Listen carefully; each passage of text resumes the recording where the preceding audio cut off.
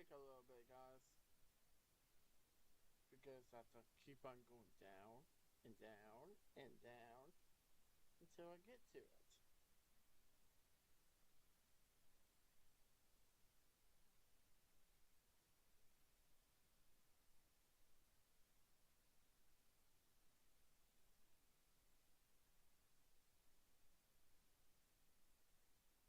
And I zoomed out a little bit.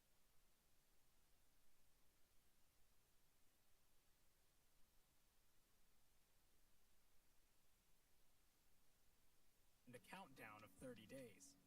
On the podium, a middle-aged man wearing spectacles was tapping on the blackboard while giving a lecture.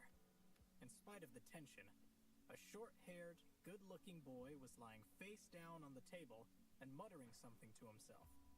His name was Harris Edward, a slacker. Suddenly, an electronic mechanical sound rang in Harris's head. Target found. Then, a light appeared. Finding successful. Super disintegration and synthesis power activated. Personal space activated. As this cold and majestic electronically synthetic voice resounded in Harris's mind, it immediately woke him from a dream. Harris woke up and yelled, "Who is this? Who's talking?" Instantly, 50 pairs of eyes in the classroom fell on him. Their faces were full of surprise, and they looked at him like he was weird. On the podium, Professor Henry Jones, the math teacher, stared at a confused Harris with utterly blank at this point, Wait a and minute. he felt resentful. Wait a frickin' minute.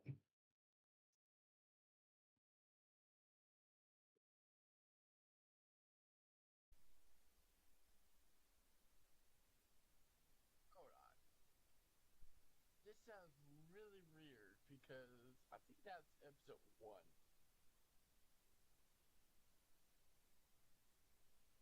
I'm pretty damn sure that might be episode 1.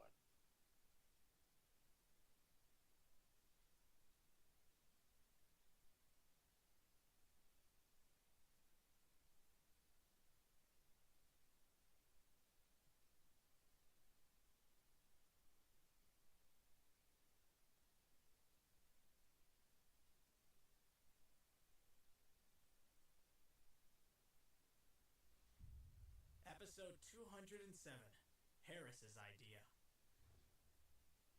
Somerton was a small town with not much industry, but it was situated in an area where the soil was rich.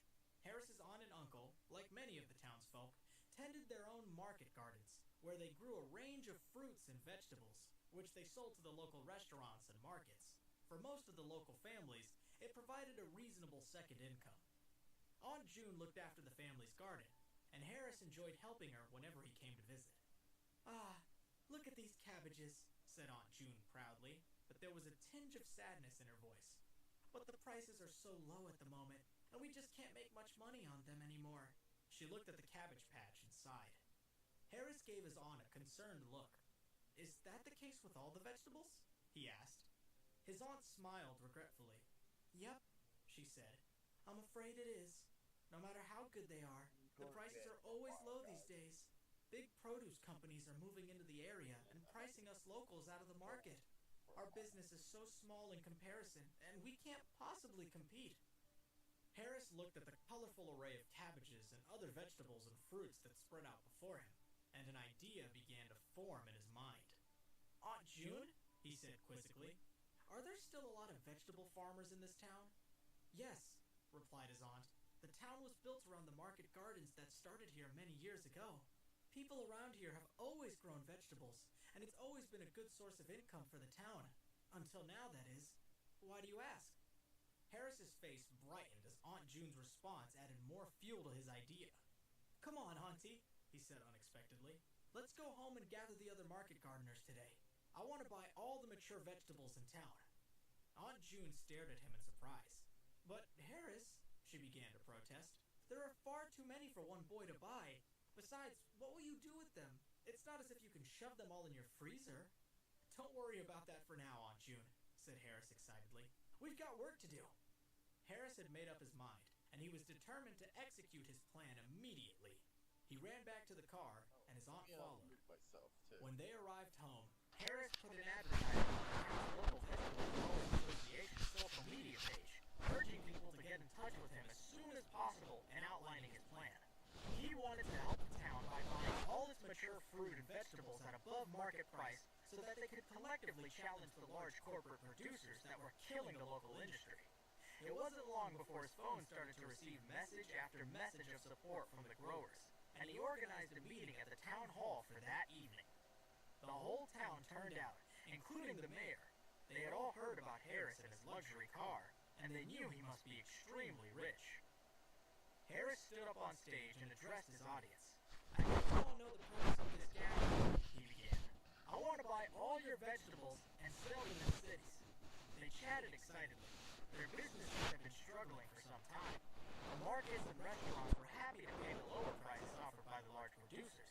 They didn't care about the ordeals of the small growers, so nobody wanted to buy the town's produce anymore. "Do you seriously want to buy all the town's vegetables?" someone shouted. "Name your price," someone else said. "I want to know how much you're willing to pay me." Harris made a gesture to ask everyone to settle down. "I'm serious about this," he went on. "I'm prepared to buy every kind of vegetable at 20% above its current market price." The crowd murmured their appreciation and nodded their heads.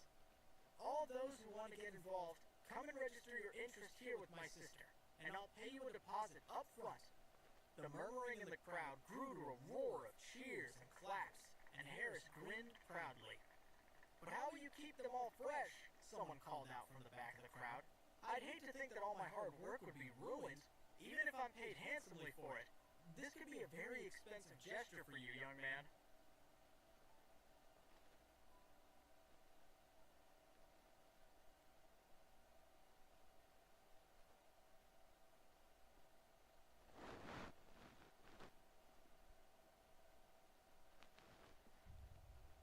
Episode 208, Support Your Local Farmers. Harris recognized the voice. He looked into the worried face of Doug Wilson, a burly local man with graying hair. He was on good terms with the Edwards, who had always described him as honest and fair. Harris smiled. "Don't worry, Mr. Wilson. I know what I'm doing," he said. As more and more people saw that Harris was serious about his offer, their hearts began to soar. "Don't you worry, Doug. Harris is a smart young man. Do you really think he'd do something that doesn't make sense?" asked someone in the crowd. "Yeah, look at his car. You don't drive something that fancy if you can't make money," said someone else. Many people took Harris up on his offer, but many more just hung around, watching and waiting to see what happened. Harris couldn't exactly blame them. Before long, every family that had received a deposit was busy digging up all the vegetables it had. Harris drove to the nearest town big enough to have warehouses for rent, and he secured one of the largest to store his new acquisitions. Then, he talked to the local teamsters and arranged some transportation. As soon as everything was set up, he drove all the way back and helped Uncle Bill finish digging up his own vegetables. By the time that was done, the trucks he had ordered were already arriving, and he started weighing his uncle's vegetables and loading them into the first one. In total, Harris paid his uncle $2,273 for his crop. He paid him there and then in cash, and he even added another $750 to compensate him and Aunt June for the time they were going to be spending helping Harris with the rest of his plan. Uncle Bill protested that he couldn't possibly accept the money, but Harris wouldn't take no for an answer. With that out of the way, Harris took his aunt and uncle around the village to help him carry away everyone else's vegetables. Of course, when the villagers saw Bill walking around without a cast, it casted quite a commotion.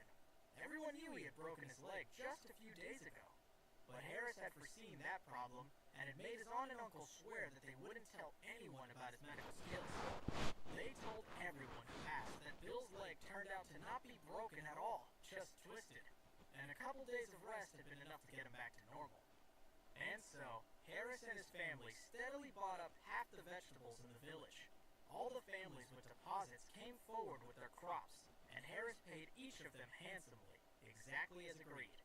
When they saw that he really was doing what he had promised, a lot of the fence sitters suddenly wanted in on his deal, but he had to turn them down. He was going to have his hands pretty full as it was. After After several days of hard work carrying, weighing, and loading different kinds of vegetables, Harris had paid every family in full. They were all overjoyed, laughing in relief as they counted their thick wads of cash. Harris drove behind the last delivery truck as it made its final trip to his warehouse, where all his purchases were waiting. After the truck had gone, Harris started disintegrating the vegetables, one by one, starting with the cabbages. Cabbage disintegration successful. Acquired 1 mutant cabbage seed. Skill points gained 0.8. Experience points gained 0.8. Description: grows extremely quickly. Eat to improve your physical appearance. Do you wish to extract it now? Cabbage disintegration successful. The system was giving him the same message over and over, so Harris temporarily muted it. After a while, the last of the cabbages were gone, and Harris had a huge number of mutant cabbage seeds. After that many disintegrations, he should have gained more than enough experience to level up again. But even after he unmuted the system, there was no message telling him he had reached the threshold. He opened his personal information panel and saw that, after all that work, he had only gained 100 skill points and 100 experience points. He frowned in dismay. System, what's going on?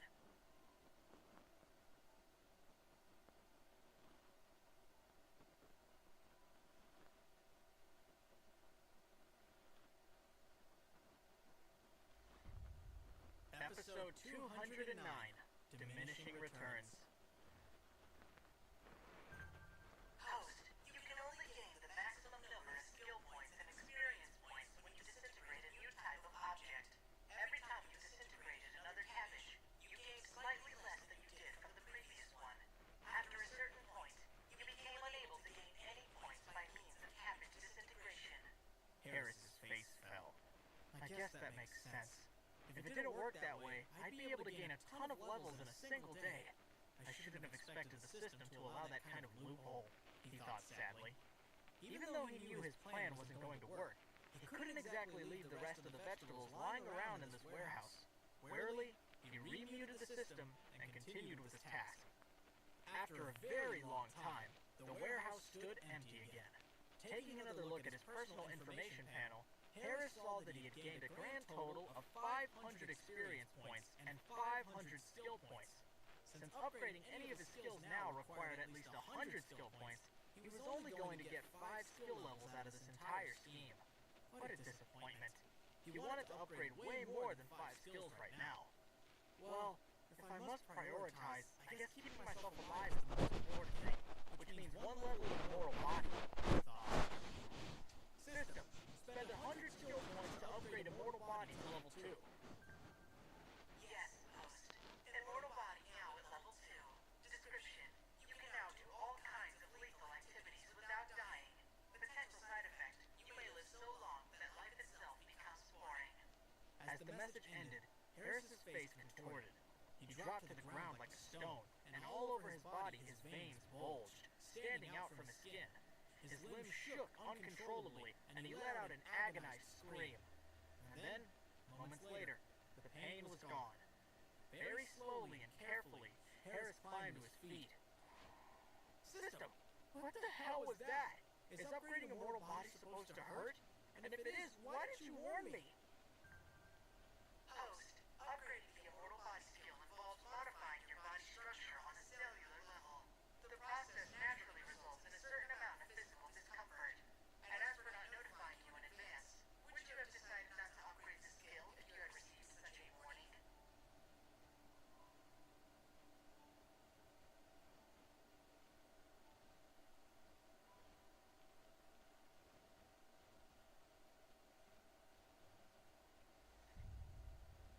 Episode 210, Iron Chef. Harris sputtered in outrage for a few seconds. Would I have decided not to upgrade? Of course I wouldn't, but that's not the point, he thought. As he stood there, he started to feel the positive effects of the upgrade. Just like when he had improved his thrown weapon skill, there was an intoxicating sense of power building inside of him. He clenched one fist, and it felt as though he could break the sky in half with a single punch. Even though he knew this feeling was just an illusion and would be gone soon, he closed his eyes and luxuriated in it. Once it had ebbed away, he looked at his information panel again, and what he saw there made him feel even better. Strength 48, agility 12.2, spirit 9.2, endurance 7.6. His physical attributes were double what they had been before, and he grinned. Oh yeah, a mortal body was absolutely the right choice. I didn't just get faster healing, but I got a tougher, stronger physique. I wonder if these characteristics put me in superhero territory yet, he thought.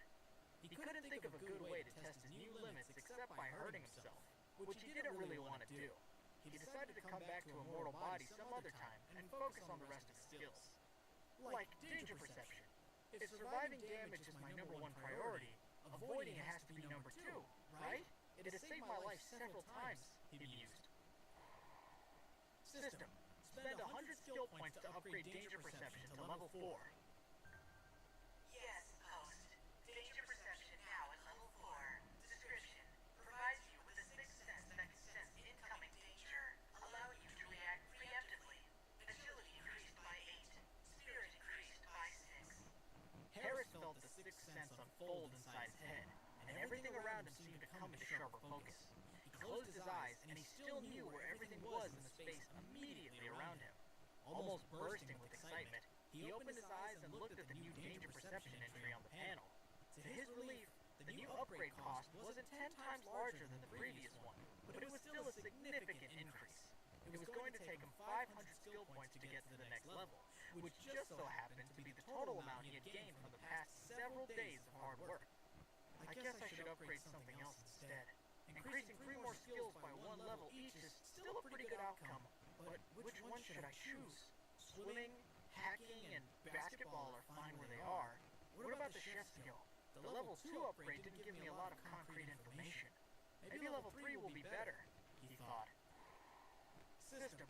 Spend 100 skill points to upgrade chef skill to level 3. Yes, host. Chef skill now at level 3. Description. The ability to cook dishes that even a god will praise above all the foods of heaven and earth.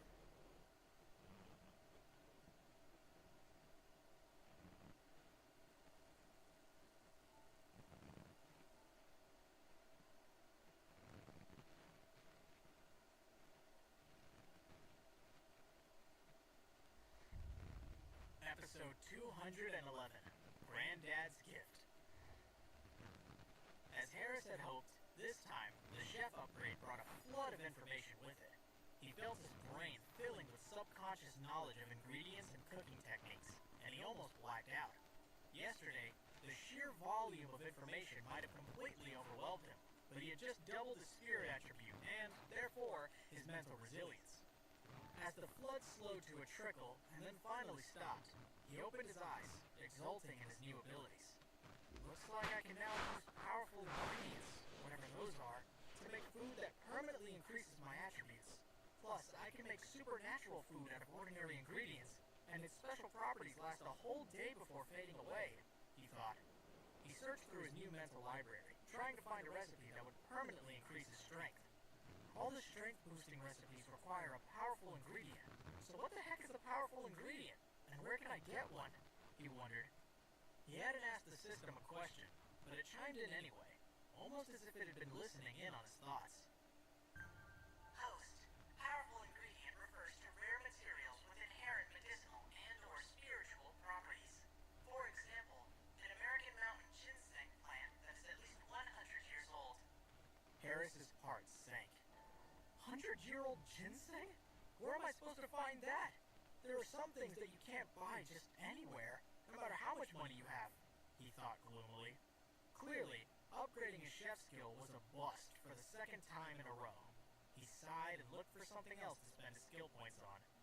Okay, what do we have left? Samurai warrior martial arts, thrown weapon, and Chinese medicine. Oh, the next level of thrown weapon is cheaper than I expected. I guess I'll take it, he thought. System, upgrade thrown weapon to level 3. Yes, host. Thrown weapon now at level 3. Just like the last time, Harris felt utterly invincible for a few seconds. His body filled with energy until he thought he might be glowing from the inside, and on the system panel, his combat effectiveness rating doubled. Now I really am a force to be reckoned with, he thought. If I need to, I can take down anybody who's anywhere near me. He had 100 skill points left to spend, and he wanted to make sure he got something good out of them. He ran his eyes over his skill list several times, but nothing jumped out at him. I'm good for defense, and I just upgraded my long-range attack. The logical thing would be to upgrade Samurai Warrior Martial Arts for a close-range option, he thought. But then, he remembered the book that his granddad had given him. His eyes lit up, and he retrieved the book from the system. System, can I get anything out of this? Martial arts instructional document detected. Do you wish to disintegrate it? Harris's heart surged with joy. Disintegrate! The book vanished.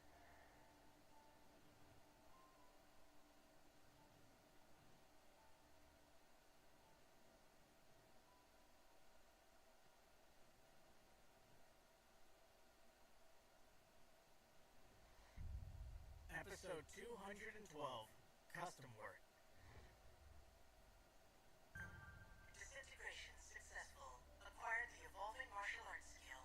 Skill points gained 3. Experience points gained 3.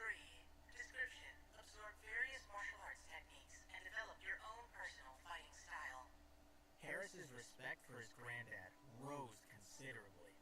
Wow, Granddad's book was really special. I owe him one for this, he thought. System, upgrade evolving martial arts all the way to level 3. Yes, host. Evolving martial arts now at level 3. Description: you can now spontaneously develop and incorporate new techniques during solo training. This time, the leveling up sensation almost seemed to travel around inside Harris's body, winding through his chest and passing through each of his limbs in turn.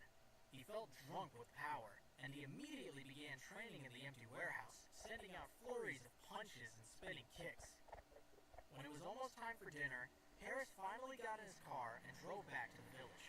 His aunt and uncle were waiting for him, and after they had eaten, Harris asked his uncle to come with him for a walk. Uncle Bill, is there anyone in this village who knows how to work iron? He asked. He had been thinking about his thrown weapon skill.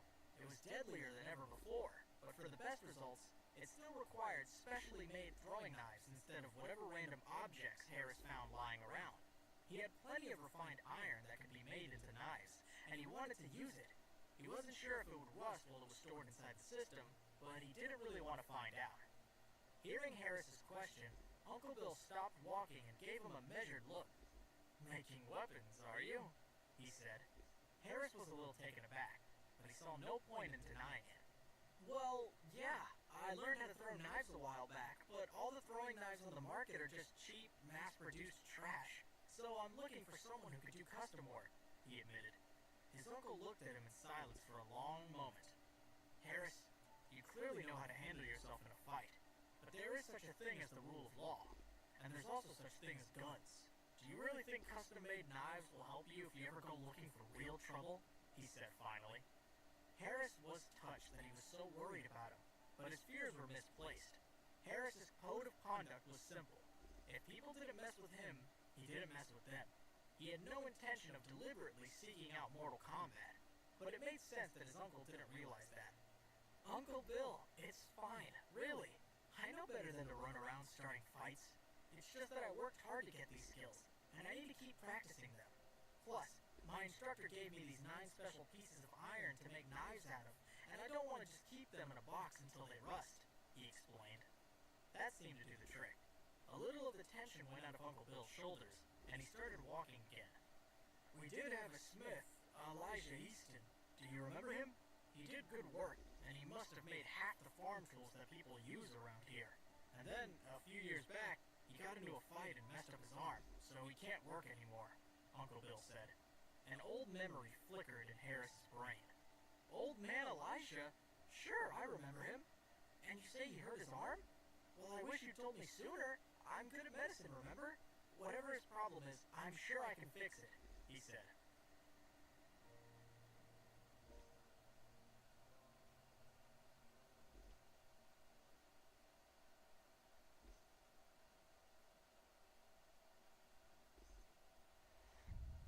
Episode 213. Word spreads through town again. Harris's granddad thought carefully about his question. My master didn't teach me to divide the realm. He had extraordinary power, but he was never able to reach those heights. I have tried myself many times, but I always get the same result. He looked strangely at his grandson. So, your master couldn't teach you, Harris said, and he pondered the fact for a while. It seems that your master might be a little more advanced than me and my master, his granddad added. He is also searching for the way, but he still hasn't quite found how to divide his strength.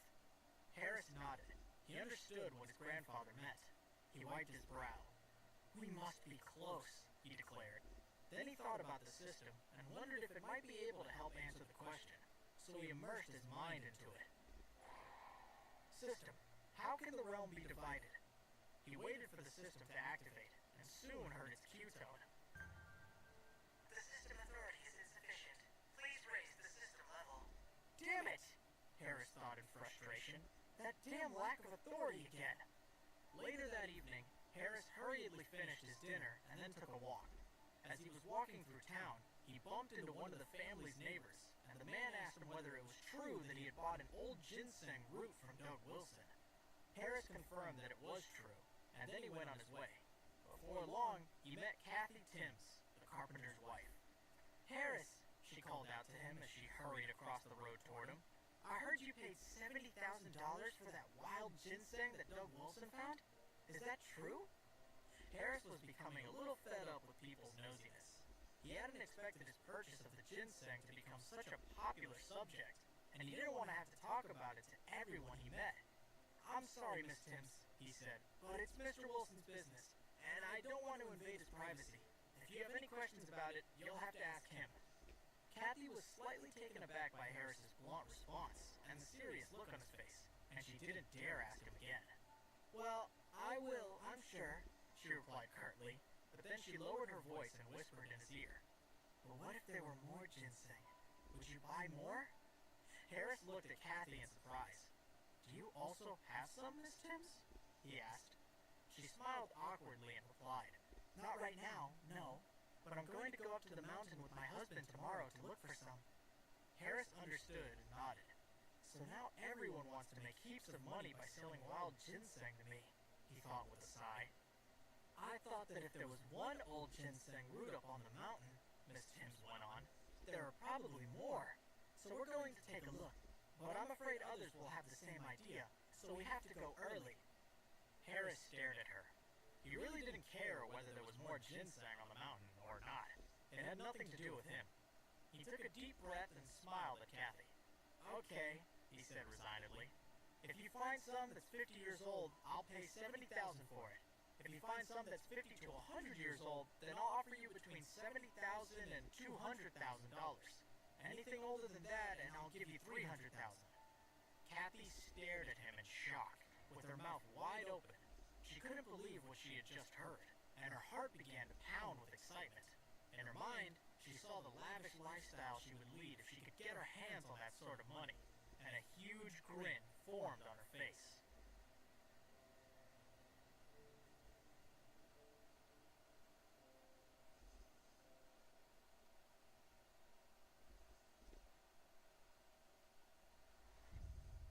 Episode 214, Rory's First Lesson. Right then, Kathy said excitedly. I'm going to go home now and get everything ready for an early start in the morning. I'll come and find you when I have good news. She ran off down the street, waving and grinning all the way. Harris watched her as she disappeared around the corner, and he shook his head. Keep dreaming, Miss Timms, he thought. I hope you find what you're looking for, but I doubt it. The following morning, Kathy Timms and her husband set off early up the mountain to look for giant ginseng roots, but they were dismayed to find that half the town had beaten them to it and were already at the top, brandishing shovels. Harris was awoken, somewhat later than his neighbors, by an excited Rory, who came running into his room and jumped on his bed. Come on, Harris, he said, shaking him awake. I'm having my first martial arts lesson today. Granddad's up already. It's time to go. His granddad appeared around the door. Is this what a young man with no vigor looks like in the morning? He asked cheekily. Harris wanted to go back to sleep, but eventually, his granddad and Rory succeeded in dragging him out of bed. He slowly got dressed and grabbed a quick bite to eat while the others waited impatiently. They finally left the house and took the old path out of town toward the woods. Harris's granddad and Rory walked ahead while Harris sauntered along behind until they reached a clearing in the woods. Harris slumped down onto the ground and leaned back against a tree trunk. He looked at Rory and yawned. Rory scowled at him and rolled his eyes. Then he turned to his granddad and they faced each other. "Rory," his granddad began in a serious voice, "listen carefully to what I'm about to tell you. To learn and understand martial arts, there are several rules you must remember." Rory gazed at his granddad intently and listened carefully.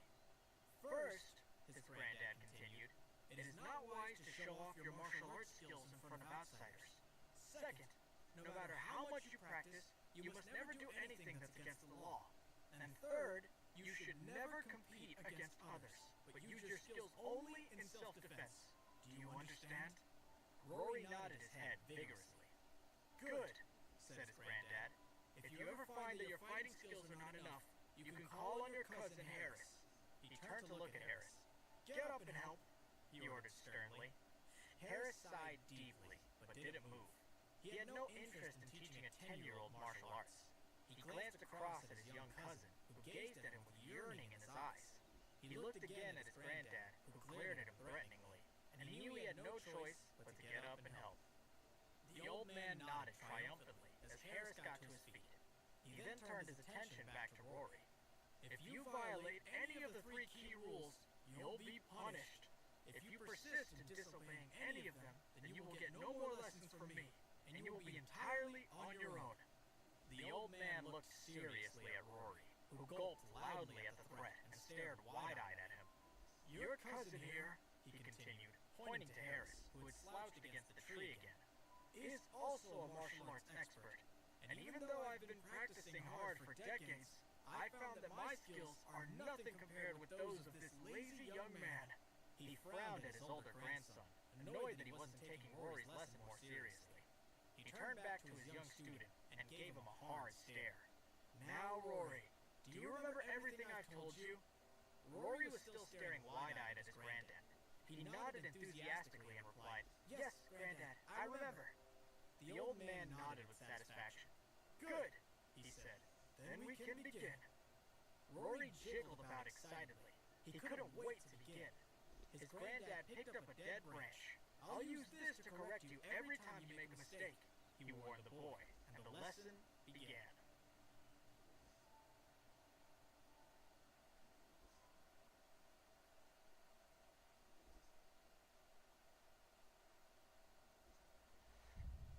Episode 215, Rory's Burst of Energy. After several hours of hard, physical practice, Rory's face was dripping with sweat, and his mind was exhausted. But, to Harris's surprise, the boy never once complained. The old man looked at Rory appreciatively.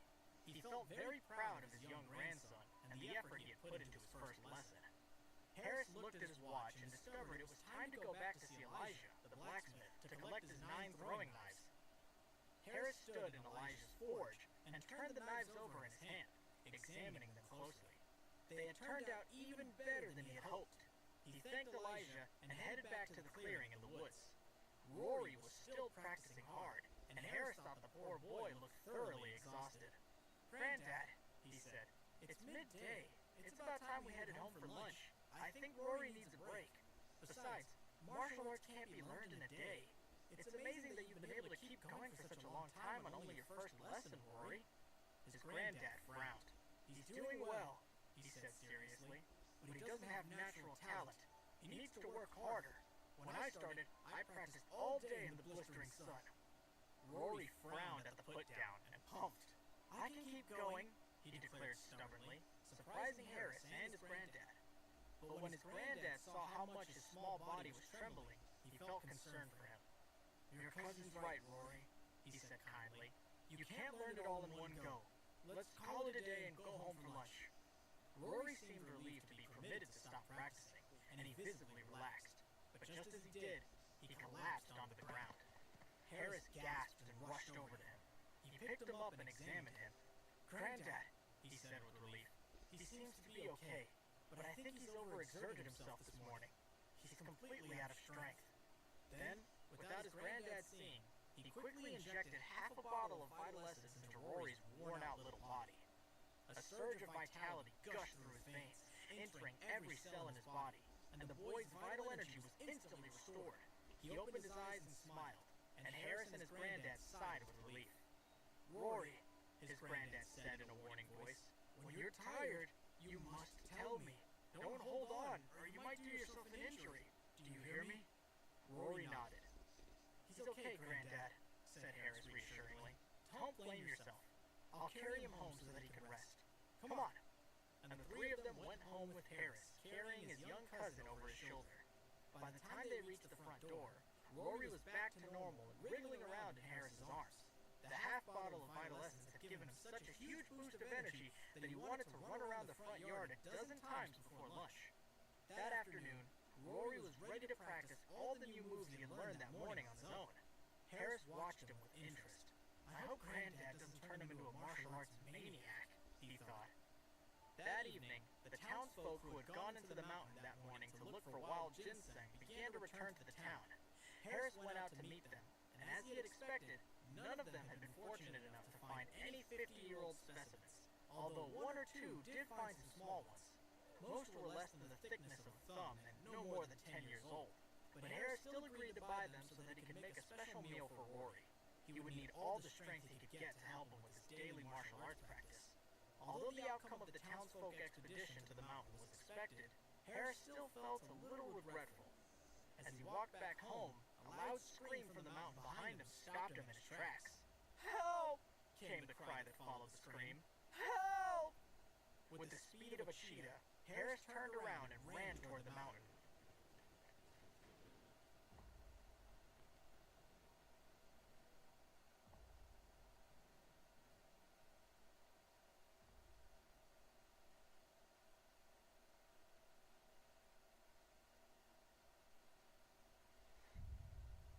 Episode 216, The Mysterious Creature. As Harris ran into the forest at the foot of the mountain, he came across a man and a woman in distress. Their clothes were dirty and torn, and their hair was disheveled, but they didn't seem to care as they came running for their lives toward Harris. Every now and then, they looked behind them as if they expected to see their pursuer. As they got closer, Harris could see that the couple's eyes were full of terror. A loud roar echoed through the valley, and Harris looked around, expecting a large wild animal to appear at any moment. But instead, he heard a rustling sound in the trees that got fainter and fainter until he could no longer hear it. It seemed that whatever had been chasing the couple had retreated into the woods. Once the danger had passed, Harris rushed to the two people. He saw that the woman was Kathy Timms, and the man was her husband, Ronnie the carpenter. They were both in a state of shock and cried out to Harris when they saw him. "It's chasing us!" Kathy cried. "Help! It's going to get us!" She was panting heavily, and her eyes were full of panic. Her husband's face was pale, and he held one arm close to his body. He had wrapped the arm in several layers of torn clothing, but Harris could see blood seeping through the cloth. "It's all right, Miss Timms," he said comfortingly. "Whatever it was, it seems to have gone now." "Are you sure?" she asked desperately, looking all around for signs of the animal. When she realized that it had indeed run off, she collapsed onto the ground with great sobs of relief. "Oh my!" she exclaimed. "I thought we were going to be eaten alive." Harris looked at Ronnie, who hadn't yet said a word, just as the carpenter fell to the ground in a crumpled heap. Harris darted over to him and lifted his head. Kathy came too, and crouched at her husband's side. She looked anxiously at the unconscious Ronnie lying beside her. "Ronnie!" she wailed as she shook him frantically. "Wake up!" Harris could see that he had lost a lot of blood, and it was continuing to ooze out of the wound in his arm. That, together with the energy he had obviously exerted while running from the animal, caused him to pass out. "Don't worry, Miss Timms," Harris said, trying desperately to calm her. "I'll help Mr. Timms." He carefully laid Ronnie's head on the ground and began to remove the blood-stained clothes that had been used as bandages. Gradually, a large, angry-looking wound appeared on Ronnie's arm. It looked like some kind of animal bite. What on earth did this? He wondered. What did they come across out there? Now's not the time for questions. I have to help these people. Kathy glanced at Harris with a fresh look of hope. "How is he?" she asked. "We need to get him to a hospital before he loses any more blood." Harris didn't respond. He stood up, reached into his pants pocket, and silently connected with the system. Soon, he pulled out his little box of jade acupuncture needles. "As I said, Miss Timms," he said calmly, "try not to panic. I know what I'm doing." He gently lifted Ronnie's injured arm and quickly sealed the blood vessels with his needles to prevent further blood loss.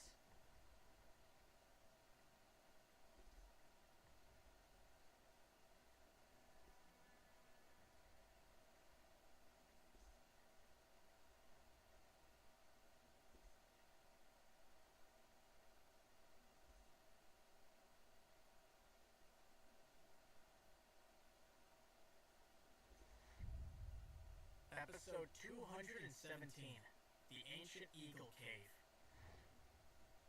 Quickly and silently, Harris injected a full bottle of vital essence into Ronnie's body. He then took out a tube of super bone-setting paste and dabbed it onto the wound. Finally, he removed the acupuncture needle, tore a clean piece of cloth from his own shirt, and made a bandage with it. Kathy was astounded to see Harris's medical skills, and she stared in bewilderment as he treated her husband. She began to feel a little uneasy. She had put all her faith in Harris, and she was beginning to wonder if that had been a mistake. But since there was no one else there to help, she had to believe in his abilities. But she still harbored a little piece of doubt in the back of her mind. "Harris," she began cautiously, "is that the end of the treatment? Is that enough to make Ronnie better?" she asked. "Yep, don't worry, Miss Timms," he replied confidently. "I've dealt with Mr. Timms' wound and used my special medicine. He'll wake up soon. He's lost a lot of blood and lost all his strength, so it was no wonder that he fainted. But he'll be okay now." He smiled at her, and she felt a little more comforted. She looked with concern at her husband's pale face. The color was beginning to return to it, and she sighed with relief. Then, his eyelids flickered, and he woke up. "He's awake!" she exclaimed. "Oh, thank God, he's awake!" Ronnie slowly blinked a few more times, and then he tentatively sat up. He looked around, and the memory of the day's events came flooding back to him. He looked at the fresh bandage on his arm. "Harris, did you save me?" he asked incredulously. Harris nodded with satisfaction. He had 1,000 questions that he wanted to ask Mr. and Mrs. Timms, but it was getting dark, and his questions could wait. "It's not safe here at night," he warned. "Let me take you home, and then you can tell me exactly what happened." Kathy and Ronnie shivered at the reminder that the woods weren't safe, and they hurriedly got up to leave. They had no intention of encountering the wild animal, whatever it was, ever again. "Yes, let's go home," Kathy said, taking Ronnie's arm, and she and Harris helped them safely out of the woods. At Ronnie and Kathy's house, Harris stayed for a while to make sure Ronnie was okay and to hear all about their adventure. He took a seat on an armchair in the lounge, and Ronnie sat on the sofa and put his feet up on the coffee table. Kathy went to take a shower and get into some clean clothes. Ronnie sat with his eyes closed for a while, and Harris let him rest. After a few minutes, Harris became restless and couldn't wait any longer. "Mr. Timms, what happened today?" he asked. Ronnie slowly opened his eyes and began to recount the story. "Yesterday, Kathy heard that Doug Wilson had dug up some wild ginseng and sold it to you for $70,000. She got greedy and thought she could find more up on the mountain to sell you. At first, I didn't agree with the idea. I told her it was unlikely that there would be any more, but she wouldn't listen. Then, when you told her how much you would pay for an even older specimen, she came home in a frenzy to tell me. And, well, I couldn't resist then, could I?" He paused and looked off into the distance. Harris felt a little impatient. "I know all this," he thought. "Get to the point." Ronnie continued his tale. "This morning, we went into the mountain early and wandered everywhere, searching for signs of wild ginseng. We found a few small roots, but they weren't worth anything. After several hours, I wanted to give up and go home, but Kathy refused. She said she wanted to go to the ancient Eagle Cave, deep in the forest, and look for it there." Harris frowned. "Is that where Mr. Wilson found his ginseng?" he wondered. "Near the ancient Eagle Cave?"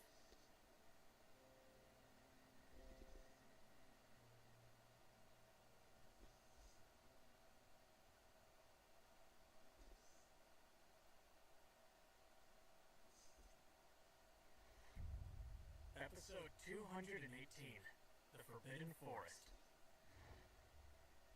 Harris couldn't believe that Mr. and Mrs. Timms had been so foolish as to enter such a dangerous part of the mountain.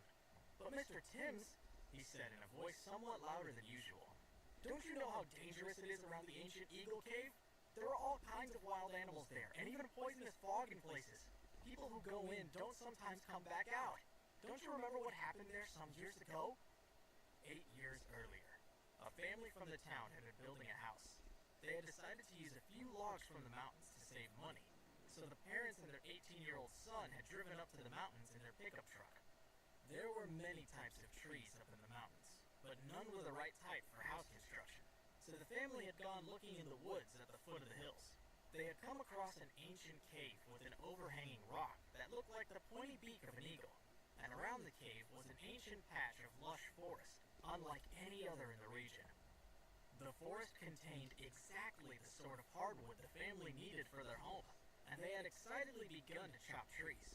They hadn't known that that piece of virgin forest had been kept in its most primitive state for centuries. All kinds of wild animals lived there, and it was even rumored to be home to a tribe of indigenous people, although no one had ever seen them. As the family had chopped down trees with their noisy gas-powered chainsaw, the din had attracted several wild animals. The couple hadn't heard the beasts approach over the sound of their machinery, and they had been attacked and killed on the spot. Their son had managed to escape, but in the process, he had found himself running deeper and deeper into the forest. In that untouched part of the woods, the rotten branches and leaves that had accumulated over the years had formed a poisonous fog, and as the young man had run, he had inhaled it deep into his lungs. The local townsfolk hadn't been aware of the family's expedition into the mountains, so they hadn't been missed until several days later when their neighbors had realized that they hadn't seen them around for a few days. The neighbors had been worried that something had gone wrong, so they had called the police. The police had discovered that they had gone into the mountains to cut trees and had never come back. They had found their truck at the edge of the woods. Their bodies had never been found, but wild animal tracks had been discovered, so it had been concluded that they had been eaten by wild animals. Wildlife experts had later gone onto the area to investigate the animal species that lived there, and they had found some creatures that had never ventured away from the ancient forest, hence they had never been seen. The police had then set up a fence around the ancient woods to prevent people from entering. Since the incident, much of the mountain forest had been destroyed to make way for housing developments and the town's expansion, but the ancient woodlands had become a protected area, and no one ever went there. There were still some people in the town who believed the family was still alive, trapped somewhere deep in the forest, or held captive by native people. When the tragedy had happened, Harris had been about 10 years old, Rory's age, and he still clearly remembered it. So he was all the more surprised to hear that Mr. and Mrs. Timms had dared to enter the ancient forest. Kathy entered the room as Harris was reprimanding her husband, and she looked at him sternly. "Don't blame Ronnie, Harris," she said. "It was my fault. I made him go in there. I was obsessed with the thought of finding some old ginseng, and I didn't think." Harris nodded his understanding. "Well, you both got out of there alive, and that's the main thing," he said. Just then, Kathy beamed widely. "Oh, I almost forgot," she said excitedly. "You'll never guess what. We actually found a big wild ginseng plant in the old woods."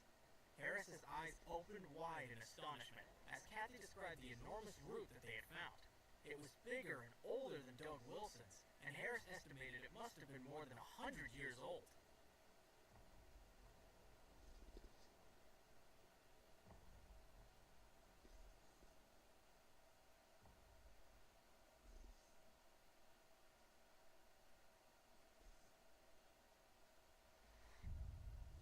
Episode 219, Ronnie's Healed Arm. Before Kathy could say too much more, Ronnie intervened with a sharp warning cry. "Don't say any more," he commanded his wife, and gave her a fearful look. Kathy looked at him in surprise and stopped talking. Harris wondered what was going on. He looked at Kathy strangely, but she avoided his gaze. What's she hiding? He wondered. If she's telling the truth, she's not the sort of person to leave that wild ginseng there. She'll want to go back to pick it up. He turned his thoughts to the bite wound on Ronnie's arm and wondered again what had made that roar in the woods. Ronnie's face softened into a smile. "Don't listen to my wife's nonsense, Harris," he said evasively. There's no wild ginseng. Harris stared at him suspiciously. I don't believe him, he thought. Why would Miss Timms carry on about such a large wild ginseng plant if she hadn't seen one? Then he had an idea. He glanced at Ronnie's arm. That wound on your arm should be healed now, Mr. Timms, he said, seemingly changing the subject. You can take those bandages off. I fixed your arm, he thought. Now you tell me the truth. Ronnie looked at him awkwardly, and Harris knew he had understood. Really? Ronnie asked with feigned surprise. Already? Yes, Harris replied confidently. That was a nasty bite, but easy for me to fix. Try moving your arm. Ronnie was reluctant to admit the truth to Harris, but he knew that if his arm really was healed, he owed it to him, so he reluctantly began to move his arm. He was surprised to find it felt much better, and there was no longer any pain or soreness. He gently removed the bandages, and was shocked to find that the wound had completely healed. Kathy came over to examine his arm and ran her hand gently over the healed area. She couldn't believe it, and she laughed incredulously. Harris smiled with satisfaction, and then he looked away and gave them a moment together to take in what had happened. For what felt like a long time to Harris, Kathy and Ronnie chuckled to each other and marveled at the miracle that Harris had performed. Eventually, they looked up at him in awe. This is unbelievable, Ronnie said. So, Mr. Timms, Harris said, I trust you're happy with my work? Ronnie knew the time had come to tell the truth. My wife and I did find a wild ginseng plant on the edge of the ancient woodland, he confessed. And it really was a big cancer scrap. But I didn't want to tell you because you mustn't go in there. It's far too dangerous. The two men looked at each other intently, and Harris waited patiently for Ronnie to continue.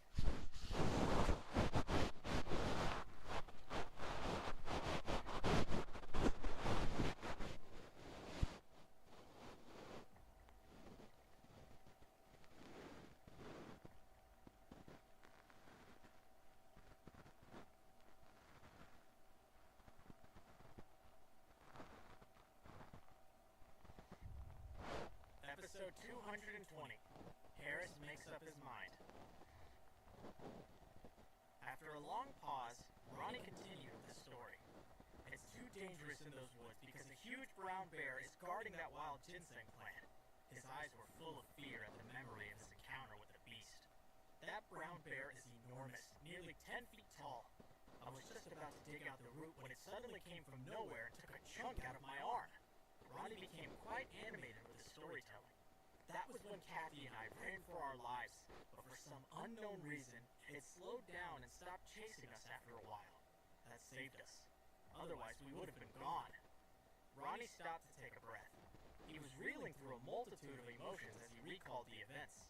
We were scared out of our wits, he went on. We just covered our heads and ran as fast as we could until we ran into you. He looked up at Harris with bewildered eyes. We were greedy, he continued humbly. Because of what you told us about how valuable the ginseng was, we almost died. But then you saved us. He looked at Harris gratefully.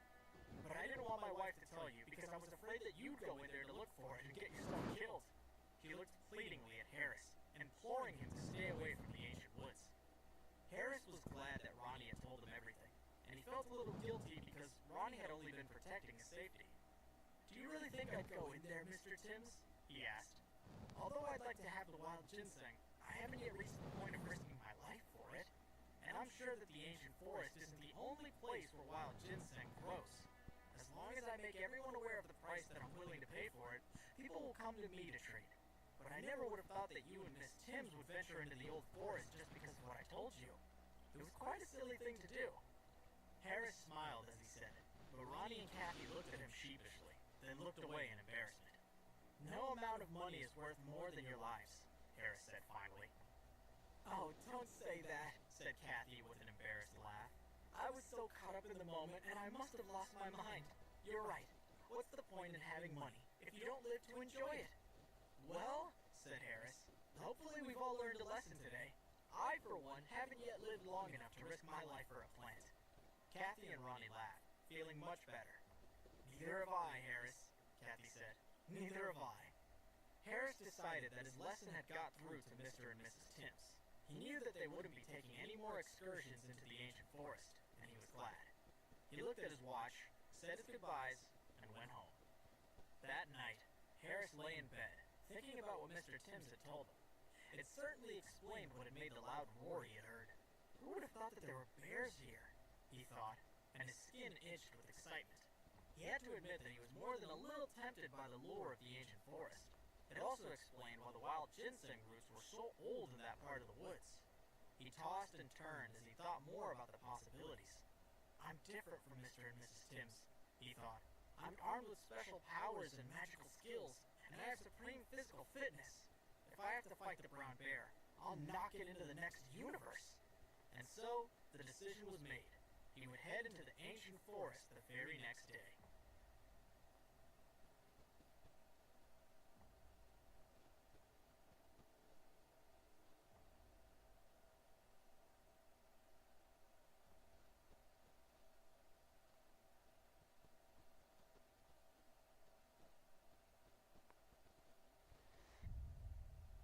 Episode 221, The Bear.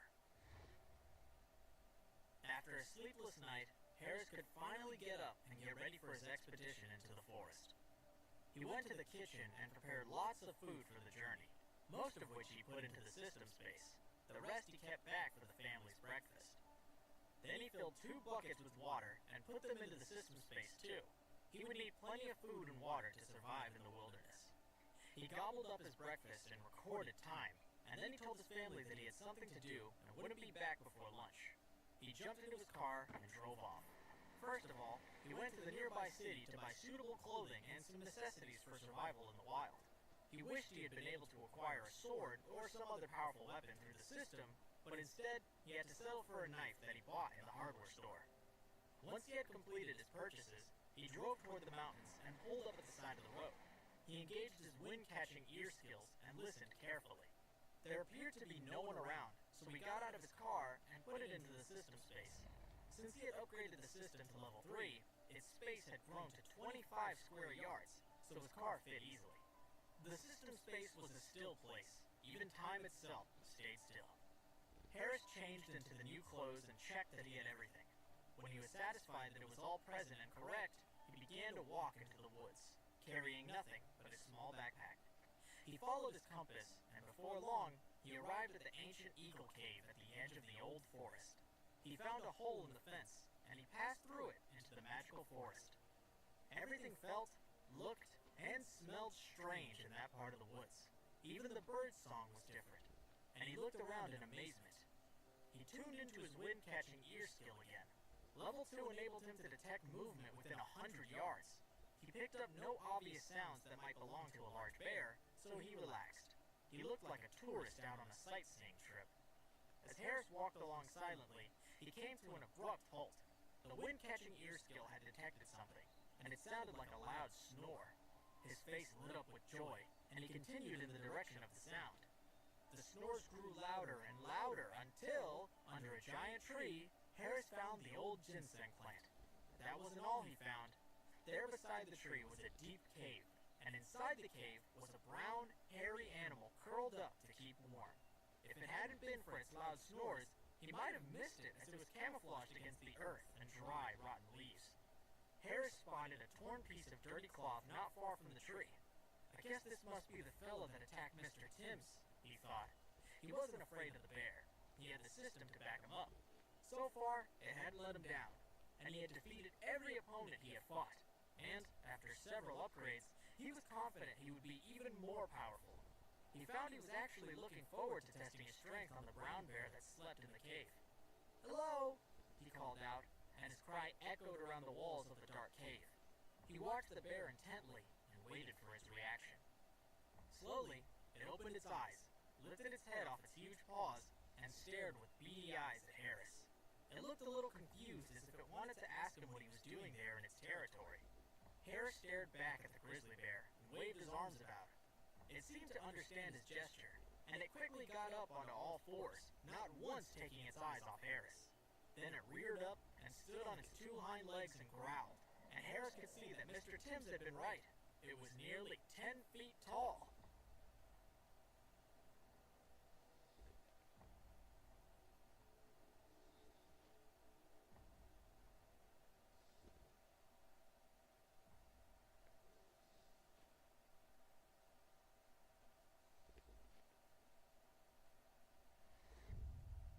Episode 222, The Fight. Harris looked up in amazement at the immense height and size of the beast before him. He estimated it weighed about 1,100 pounds. With an enormous roar, it brought its huge front paws up above its head. Its open mouth was cavernous, and its teeth were like sharpened white knives glistening with spittle. It lunged towards Harris, who was rooted to the spot in awe, but he wasn't frightened by its strength and power. He quickly came to his senses and thrust out both his hands in the blink of an eye. He grabbed one of the bear's sharp claws, and with intense force, he threw the bear over his shoulder. His super powerful physical strength was nearly 5 times greater than the bear's, so he threw it as if it were a ragdoll. The bear soared through the air and crashed into some trees, which splintered as if they were pencils, and landed with an almighty thud on the ground. As it landed, it made a strange sound like a strangled scream. It looked dazed for a moment, but then it got back up on all fours and stared at Harris with a confused look. It doesn't understand how a little thing like me can be so much stronger than it, Harris thought with satisfaction. The grizzly seemed a little more cautious after that, and it waited for Harris to make the next move. Harris didn't disappoint. He charged, and before the bear could respond, he kicked it full in the stomach, winding it and sending it flying again. The bear growled and whined in pain, and it gave Harris a sad look. Harris took the opportunity and jumped up onto the bear's back. His hits rained down all over its body in a frenzy of punches and kicks, but the animal had no strength left to fight back. It tried to shake him off, but Harris clung to its wiry fur. The poor bear was beaten, and its howls echoed pitifully around the quiet virgin forest, sending small animals scurrying away in fear. Eventually, when Harris had had enough, he stopped his assault on the grizzly bear. He slid down from its back and looked at the defeated animal. It lay beneath the giant tree with blood dripping from its nose and mouth, and the ground around it was covered with tufts of its brown fur. There was fear in its eyes, and when Harris tried to approach it again, it shrank back in terror and curled up into a ball.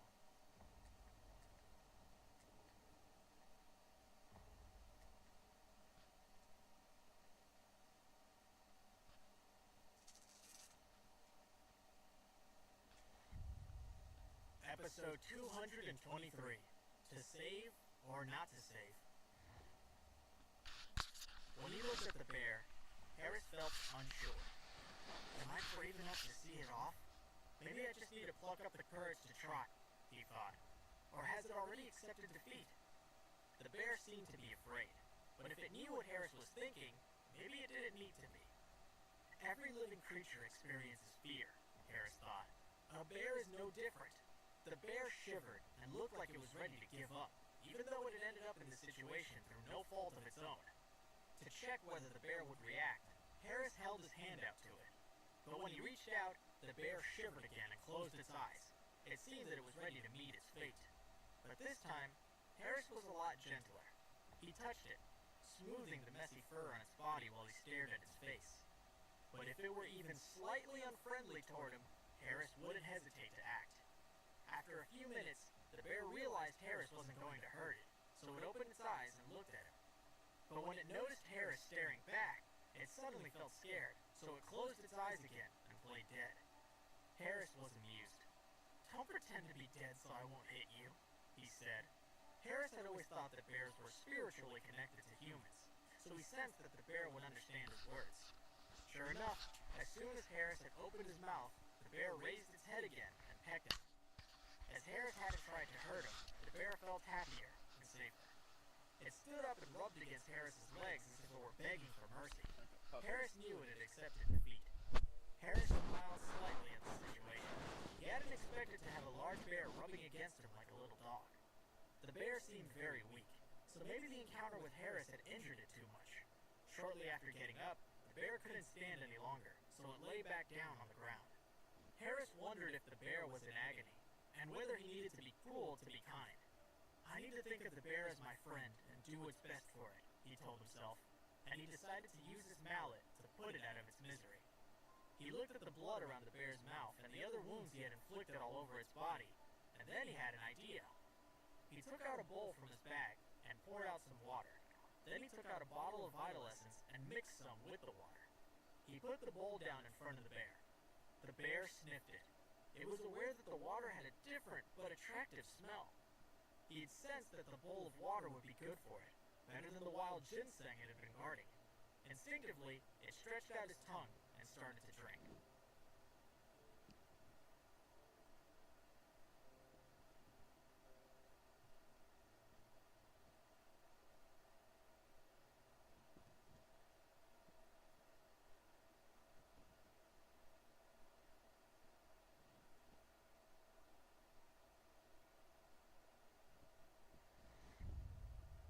Episode 224, The Power of Vital Essence. A bowl of water mixed with half a bottle of Vital Essence instantly restored the bear's energy, and as the Vital Essence was absorbed into its body, his wounds quickly healed. The bear was in perfect condition. It seemed as though nothing had happened to it, but it still looked at Harris with a mix of fear, gratitude, and understanding.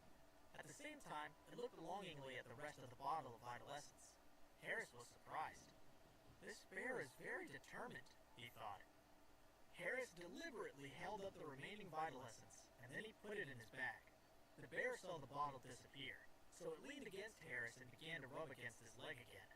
Harris glanced at the bear and ignored it. Instead, he took out a shovel from his bag, ready to dig, and approached the patch of wild ginseng the bear had been guarding.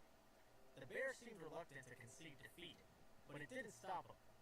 Harris looked at the wild ginseng and confirmed that it was over 100 years old, but to learn more, he had to dig it up. He began to dig, and the bear watched. It circled him and looked at the plant it had been guarding for a long time, but eventually, it lay down and went to sleep with its back to Harris. Harris was surprised. The bear was even more intelligent than he had expected, which made him more determined to use it to his advantage. After a while, he finally finished digging up the wild ginseng, and after testing it with the system, he discovered it was actually 200 years old, which was a big surprise. While Harris had been digging up the plant, something interesting had happened. The bear had turned back from time to time to peek at the plant it had guarded all this time, and then it had gone back to sleep, covering its eyes with its paws. Harris put away the ginseng root, looked at the bear, and smiled. Then he poured out another bowl of water, took out the bottle of Vital Essence, and poured some into the bowl. The bear immediately woke up, got to its feet, and circled around Harris. It looked at the bowl in Harris's hand, stuck its tongue out, and licked its lips. Harris put the bowl on the ground, and the bear lapped the water happily. When the water had gone, it looked up at Harris. Harris held up the remaining Vital Essence and said, "If you come with me, I'll give you this." He didn't know whether the bear would understand, so he packed up his things, turned around, and left anyway. The bear reluctantly watched Harris walk away. By the time Harris had gone a couple of 100 feet, the bear hadn't caught up, so he thought it had it understood. But I've left now, so I can't go back, he thought. I'll lose the bear's respect if I do that.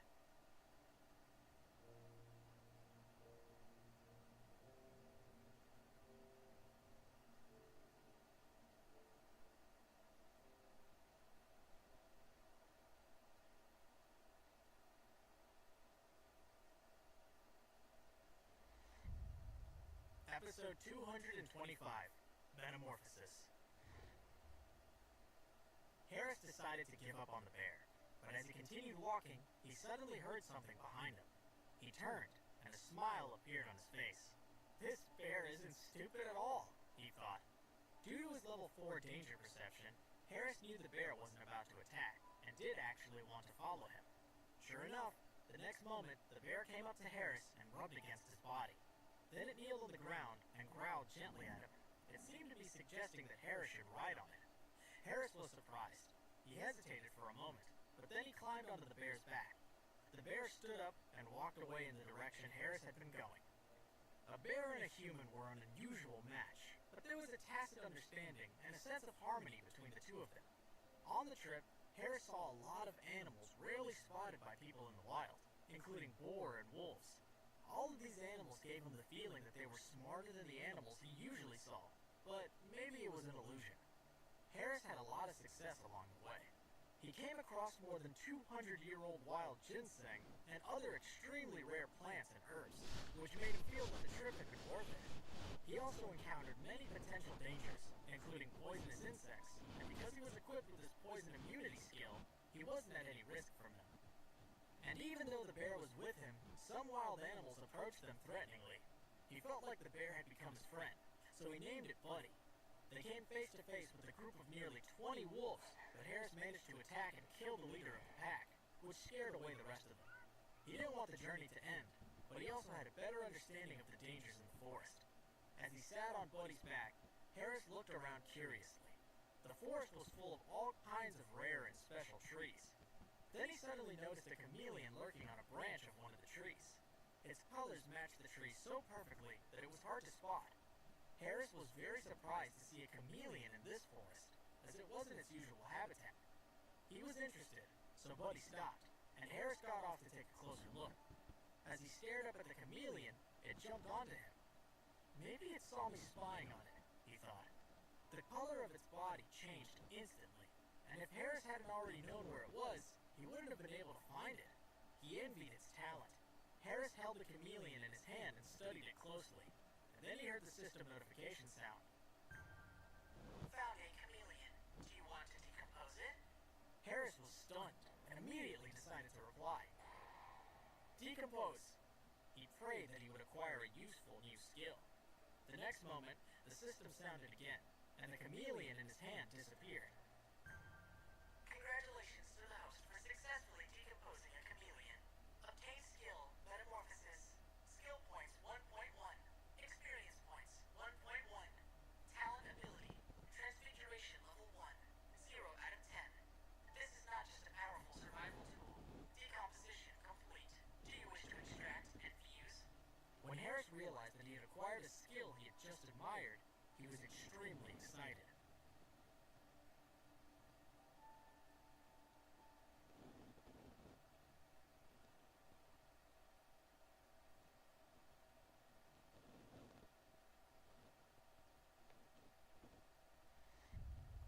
Episode 226. No longer alone. This must be fate, Harris thought happily. He didn't even care about the system's explanation of the new skill. He didn't hesitate to respond. Extract and fuse. As soon as Harris had given the order, he felt a change in his body, and a flood of memories rushed into his mind. He was overjoyed and thought that the system had underestimated this skill with its explanation. It was not just a powerful survival tool. His memory showed him that the metamorphosis skill was similar to that of a magical girl he had seen in a movie who was able to mutate. It was only at level 1, so it was a long way from the transfiguration skills the girls in the movie had. But Harris also knew he could upgrade this talent through skill points and certainly achieve that level. Maybe I can even surpass it, he thought excitedly. Harris immediately sent an order to the system. System, upgrade metamorphosis to level 3. Yes, host. Metamorphosis upgrade successful. Transform to level 3. Talent ability, transfiguration level 3, 0 out of 100. This is not just a powerful survival tool. After upgrading to level 3, Harris had a hunch that he would be able to simply change his appearance as he wanted. As he thought about it, Harris's skin changed to match the color of the trees around him. Compared to the chameleon, his skill wasn't bad at all, but the effect was spoiled by his clothes, which didn't change color. Maybe I need to be naked all the time, he thought, or I need to learn to transform my clothes with my skin. Harris thought about it for a few minutes, but then he decided to solve the problem another time. Harris mounted Buddy, and they moved on, but they hadn't gone far when he heard something moving in front of them. He stopped Buddy immediately. Harris quietly jumped down from the bear's back and listened carefully with his wind-catching ear. He heard several people talking. Boss, is the map the organization gave us correct? Is there really a grave out here? We've been looking for 4 days and we haven't found anything, and one of us is dead, a man complained. Shut up! What did I tell you at the start? Talk less and do more, another man scolded. Everyone, keep an eye out. According to the map, we're getting close, he added. There was a silence, and then the first man spoke again, but his voice was much quieter this time. When we finish this, I'll send our friend Share the payment to his mother, he muttered. I don't want any more of us to die, the other man said. Let's take a rest here for a moment. Check the bullets and keep alert. Harris was shocked. He had expected to be alone in the forest, not joined by a gang of men with guns.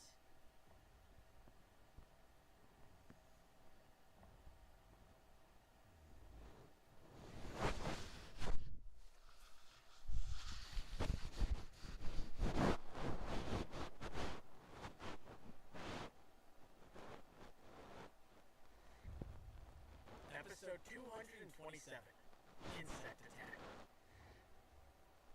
Harris was also puzzled. What exactly are they looking for? Who does the grave belong to, and why would someone be buried out here? He wondered. And which organization are they talking about? Everything was a mystery, but Harris was interested, so he decided to find out more. He patted Buddy, telling the bear to wait there, and then he used his metamorphosis skill to change the color of his body, and he sneaked away in the direction of the voices. After a few moments, Harris saw a group of people not far away from him. There were 6 men, and he had heard them say one was dead. He assumed there had originally been 7. He looked at the equipment those people were carrying, and he instantly thought they were a professional gang, possibly a team of mercenaries.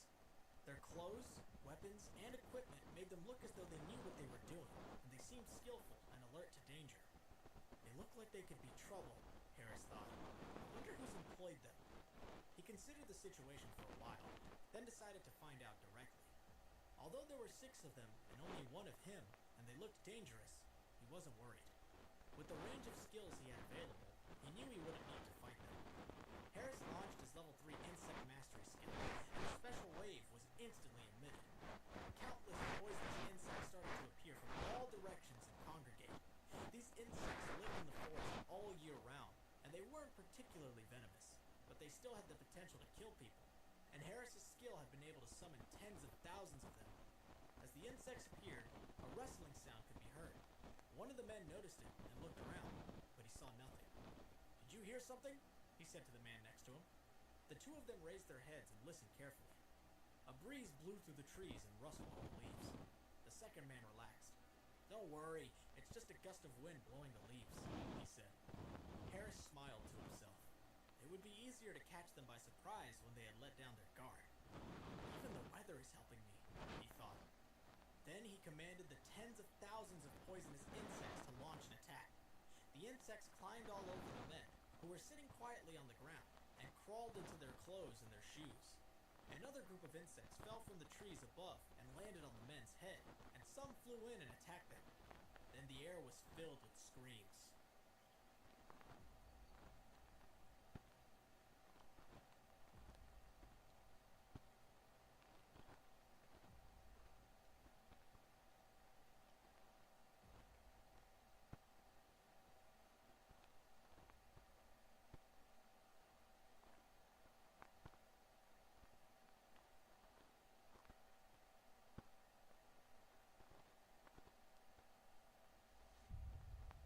Episode 228, The Swarm.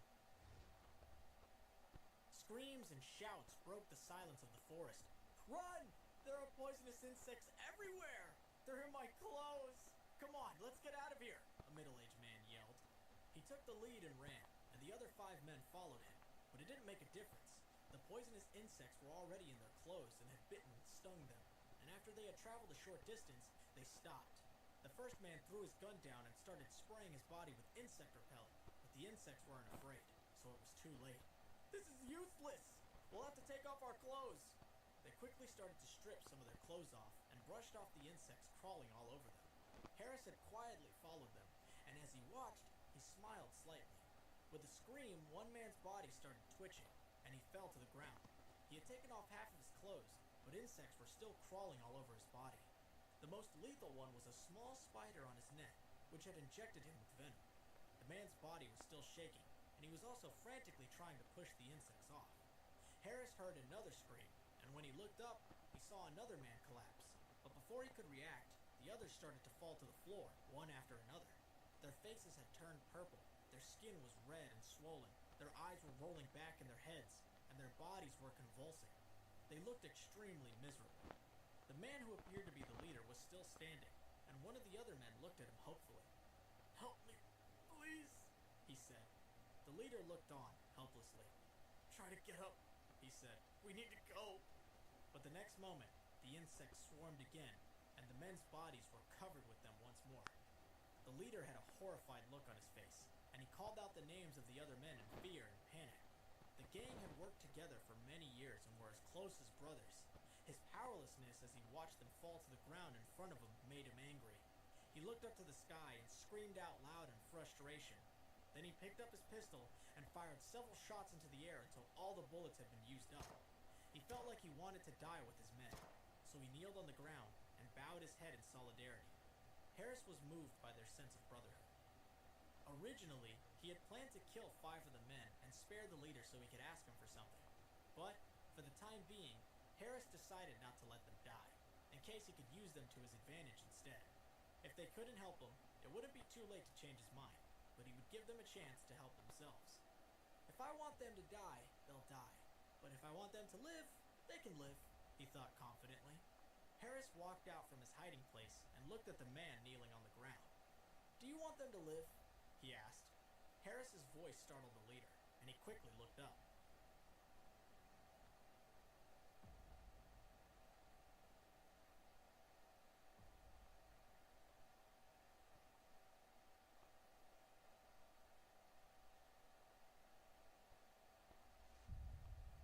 Episode 229, A Miracle Drug.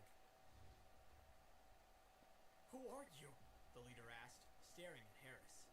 He was shocked at his sudden appearance, as he hadn't expected anyone else to be around. But once the initial shock had worn off, his attitude quickly changed and he pointed his gun at Harris angrily. Did you do all this? He roared. Who are you?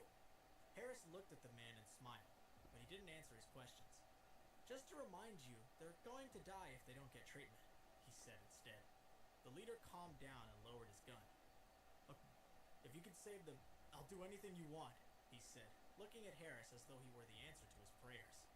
Harris looked at the leader with admiration. Your team must mean a lot to you, he said.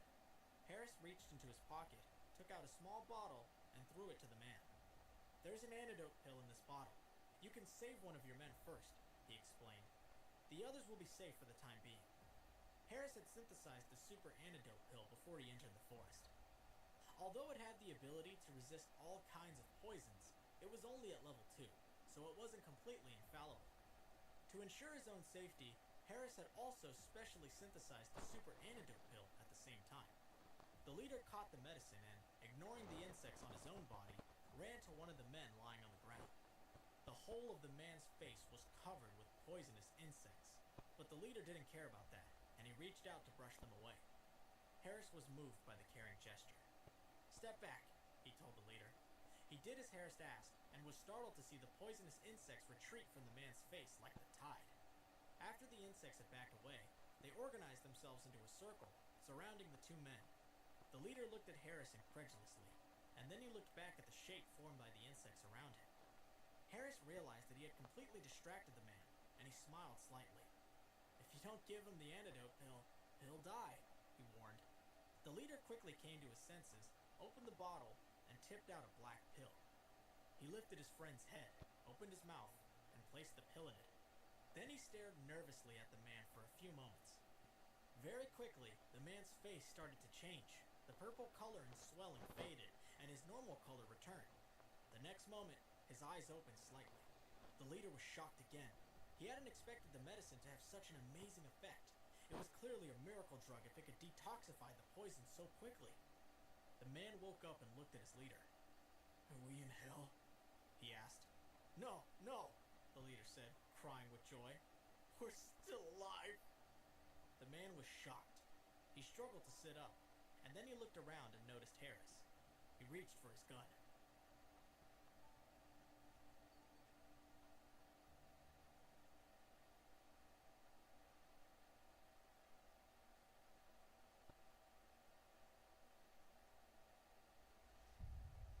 Episode 230, Harris is in control.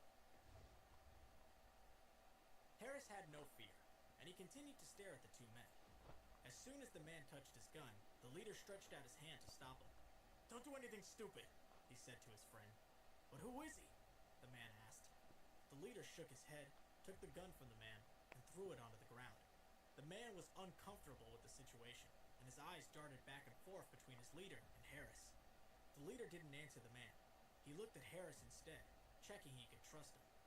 Harris smiled in response. The man was still unable to get up, so the leader carried him to a tree and leaned him against it. Then he turned and looked at Harris. Come on, what are your terms? He asked. I'm not going to talk about it yet, Harris replied. You should put all your weapons over there first. He pointed to a bare patch of ground close by. The leader frowned and hesitated for a moment, but then he did what Harris had asked. He knew he had to do what he was told.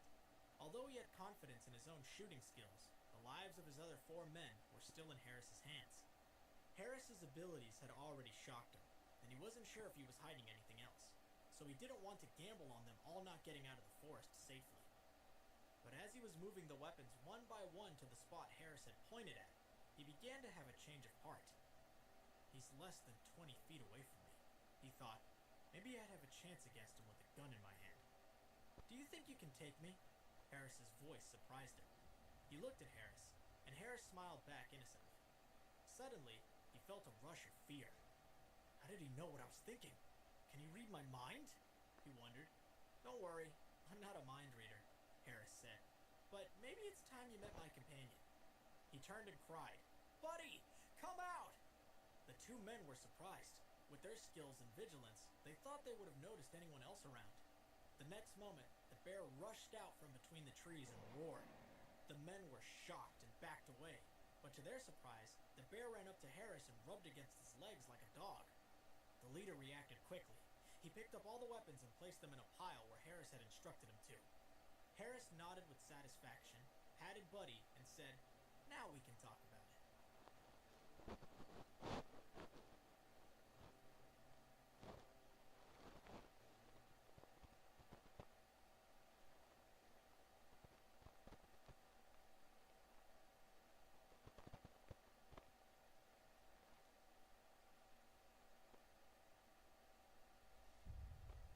Episode 231, A New Plan. Tell me your name, Harris said. What's your background? What are you doing here? My name is Connor Reed, the leader said. We're from the world's 2nd largest mercenary organization, Orion. We've been given a map and asked to locate the grave of one of our leaders. He was captured on a mission and presumed dead, and we recently received information that told us he was buried out here. Harris nodded. What the man said matched what he had overheard before, so he believed it. For now. Harris continued to ask questions, and Connor answered them until everything became clear. Originally, the 7-person team had received a task from Orion. They had been given a map and asked to determine whether the information on it was accurate. Harris stared at the map Connor showed him, and he frowned. Where did the organization get this map from? And why are they so sure the grave they're looking for is here? He wondered. Also, if the organization's leaders just wanted to confirm the grave existed, why would they tell Connor whose it was? Harris thought about the story for a few minutes. The grave is probably there, but it might not belong to the person they think it does. The organization might be using Connor and his team as an experiment so that they'll explore the area. Then they'll take advantage of whatever they find of value out here. What Harris didn't realize was that his guess was close to the truth. He rubbed his face and decided not to think about it anymore. Connor looked anxiously at the rest of his men lying on the ground.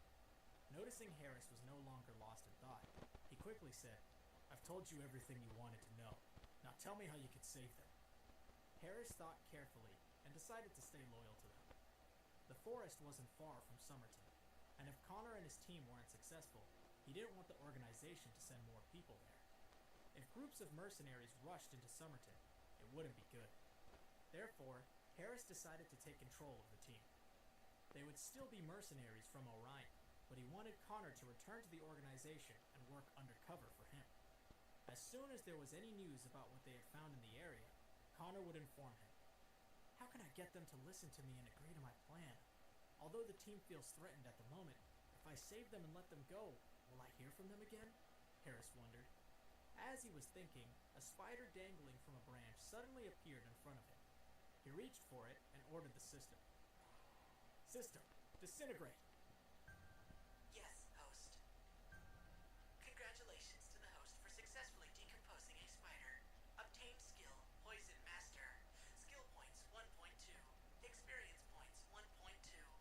Poison Master level 1, 0 out of 10. Fuse it, and you will become the king of poisons. As a professional poison maker, you can easily make any type of poison. Disintegration complete. Do you wish to extract and fuse?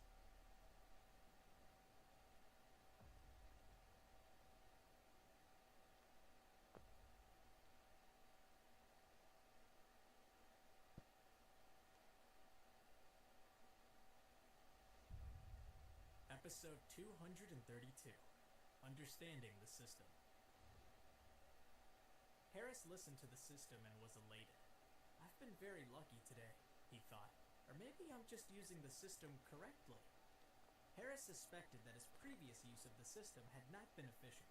For passive decomposition, what could be obtained depended on chance, but he now understood that the system liked active decomposition. This realization made him happy. Extract and fuse. Memories flooded Harris's mind. He instantly became knowledgeable about all kinds of poisons and how to make them, and the expertise also extended to medicines and drugs.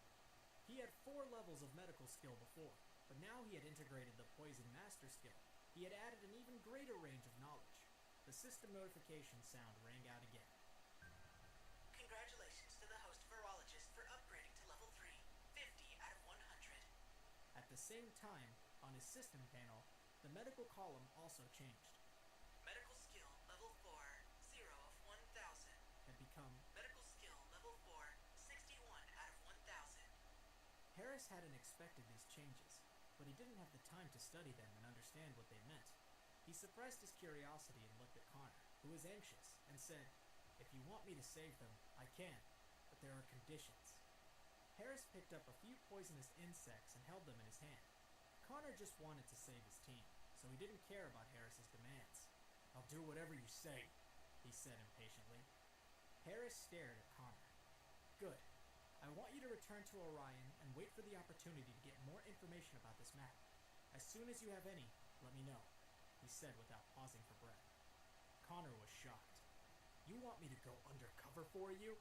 he asked, and Harris nodded. Connor was silent for a few moments. As a mercenary, his credibility was important, and if he agreed to Harris's request, he risked everything. But when he looked at the rest of his team, he quickly made up his mind. If they died, everything else would be meaningless anyway. Besides, as long as he went back to Orion, there was a good chance he would get away with it. "Okay, I'll do it," Connor agreed. Harris smiled at him, but just then, behind him, the other man spoke up. "Connor, don't—" But before he could finish, there was a glint in Harris's hand, and something flew through the air. A brief moment of silence was broken by a scream. "My hand!" the man yelled. Connor looked behind him, saw the man holding up his bloody hand, and screamed in horror. A sharp weapon had pierced the palm of his hand. Behind the man, a black knife was sticking out of the tree. A pistol lay on the ground by the man's feet. When Connor had gathered up the weapons, he had left it behind. He had taken 2 pistols from the man, but he had obviously been carrying 3.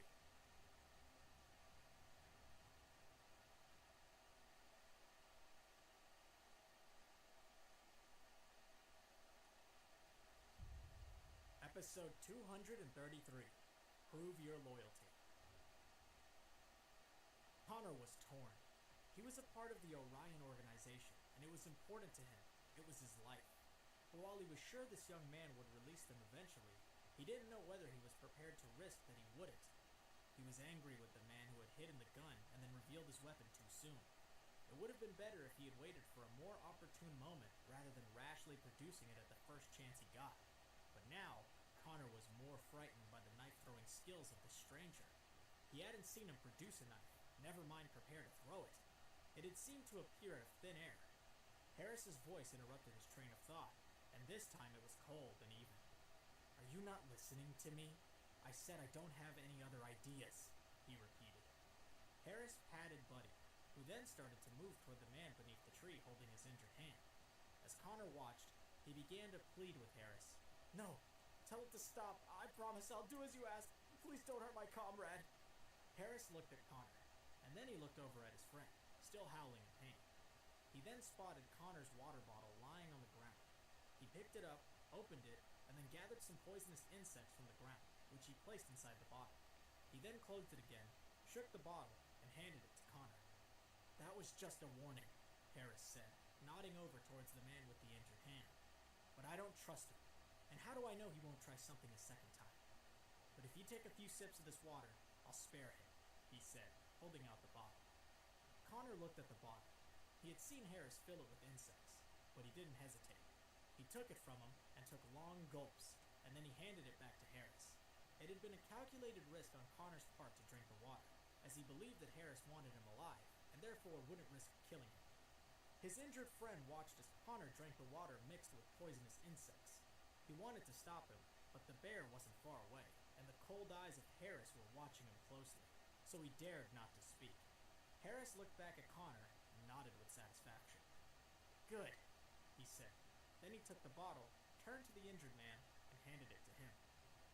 "Your friend has just demonstrated his loyalty to you. Your actions risked the lives of all your comrades, and yet despite your stupidity, your friend drank from this bottle to save you. Shouldn't you also drink a little?" he asked. Harris looked down at the man and raised a questioning eyebrow. It was clearly a test, and everyone watching knew it. The man glared at Harris and, without hesitation, grabbed the bottle with his uninjured hand and gulped down some water.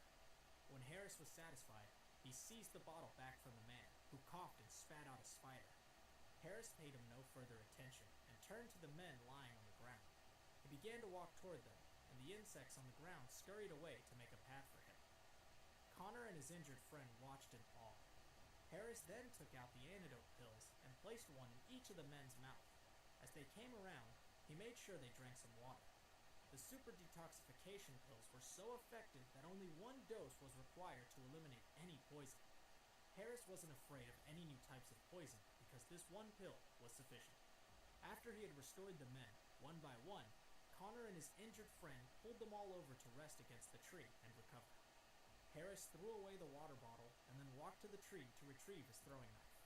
Then he returned to the group of mercenaries, picked up 2 pistols and a rifle, and motioned to Buddy to come to his side.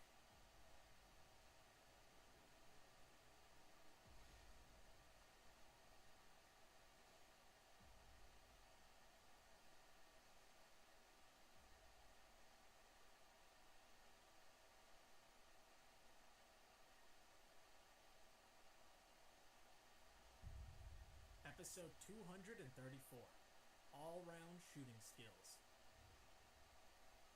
Before Harris left, he called out to Connor Reed. "Connor, come here for a minute. I want to speak to you before I leave," he said. Connor didn't hesitate and approached Harris, while his friends looked on, their eyes full of doubt and suspicion. "What do I call you? You haven't even told me your name," said Connor. Although they had been in each other's company, he was embarrassed that he didn't know what to call him. "You can call me Mr. Edward," Harris replied. "Okay, Mr. Edward. What now?" the mercenary asked. Harris looked at Connor and then glanced at the rest of the group, recovering by the tree. "You can tell the others about our agreement later. I don't want to delay my business for any reason," he said. "I understand. Yes, of course," Connor agreed. "Write down my contact information and let me know as soon as you have any news," said Harris, as he gave him his various contact details. Then he gave him a serious look. "Even if there is no news, I want you to contact me once a month, and unless you want to die, you will contact me every month without fail," he said firmly. "That water you drank is my own unique recipe, and only I have the antidote. If you don't receive the antidote for the poison within a month, it will begin to attack you from the inside out, and you will die in agony," cautioned Harris. He continued, "Maybe you don't believe me, or maybe you think someone else can provide a cure. You can try if that's a risk you're willing to take." Connor heard this and suddenly felt a twinge in the side of his body, as if he were being warned. He looked at this strange young man, with a rifle on his shoulder, 2 pistols, and a cell phone in his pocket, in the company of a huge brown bear. Then, Harris climbed on the back of the bear, and then they headed off into the distance, watched in silence by Connor and his men. Once Harris had disappeared deep into the forest, Connor heard a rustling sound. He turned to see all the insects dispersing as if acting on orders.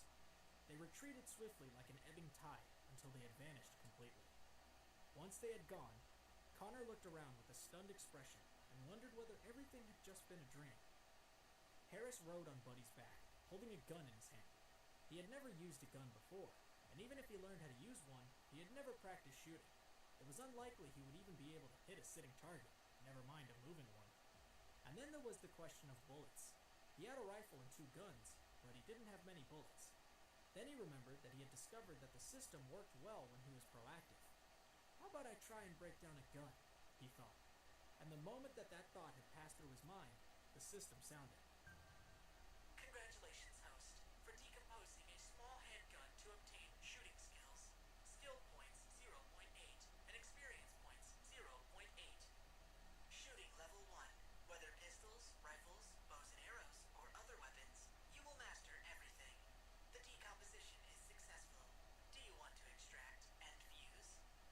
Harris was thrilled. It seemed he had been right, and the system did prefer him to be active. Hiss! Extract and fuse.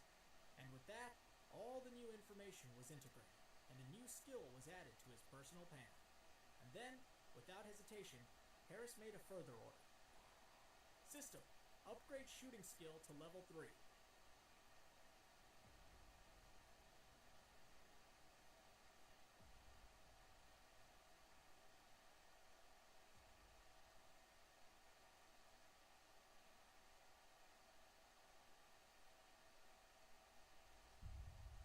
Episode 235, The Vine Attack. Yes, host. Harris waited while the system did as instructed, and then heard the confirmation. Shooting skill upgrade to level 3 successful. Shooting level 3. Whether it's pistols, rifles, bows and arrows, or other weapons, you will master everything. Once the system had upgraded the shooting skills to level 3, Harris instantly felt the gun he was holding become perfectly integrated with himself and no longer felt alien to him. He played with the gun for a while, but once the novelty had worn off, he remembered the map he had taken from Connor. He placed the rifle and the 2 handguns in the system space and took out the map. He studied it for a long time, but he didn't understand all the drawings and symbols. The illustration along the top, in particular, was a mystery to him. After a while, he gave up and put the map away. Harris noticed that Buddy had been taking him deeper into the ancient forest, and he decided it was time to turn back. But suddenly, he sensed a faint threat of danger, and without warning, Buddy stopped and looked ahead with caution. The bear seemed afraid and began to roar quietly. All around was silent, although the silence itself was a little frightening. Harris was preparing to launch his insect control technique so that the insects could explore the way ahead, but before he had a chance, the hairs on the back of his neck stood up. Harris reacted instantly with the sharp cleaver that appeared in his hand, and he turned to see a huge vine as thick as a man's arm stabbing at him. He sliced at the vine and cut a section that fell to the ground. When he looked down at the broken section, he saw it was moving as if alive, and it was oozing a green liquid as if bleeding from the wound. The remaining part of the vine trailing from the tree reacted like a frightened snake and quickly withdrew. But he was shocked to discover that above his head were countless vines that moved as if they were alive, and they all seemed intent on attacking him. One by one, like snakes, they surrounded him. Then he heard the sound of something traveling through the air toward him, and countless wooden vines hurtled toward him from all directions like javelins. Harris summoned all his strength and chopped off dozens of vines as they reached him, but they were only replaced by more. As soon as there was a pause in the attack, Harris used the opportunity to slap Buddy and yell, "Run, Buddy! Go!" With a thunderous roar, the bear took off at a sprint. Although he was huge and heavy, Buddy was fast. The trees were falling back, but above his head, countless vines fell like raindrops falling from the sky and plunged directly and violently into the ground around him. Harris felt a chill. It was as if these vines could predict where Buddy was headed, and the wooden vines attempted to intercept his every move. Harris stopped the bear and jumped down from his back with his cleaver, and then he rushed ahead of the bear to cut the vines one by one.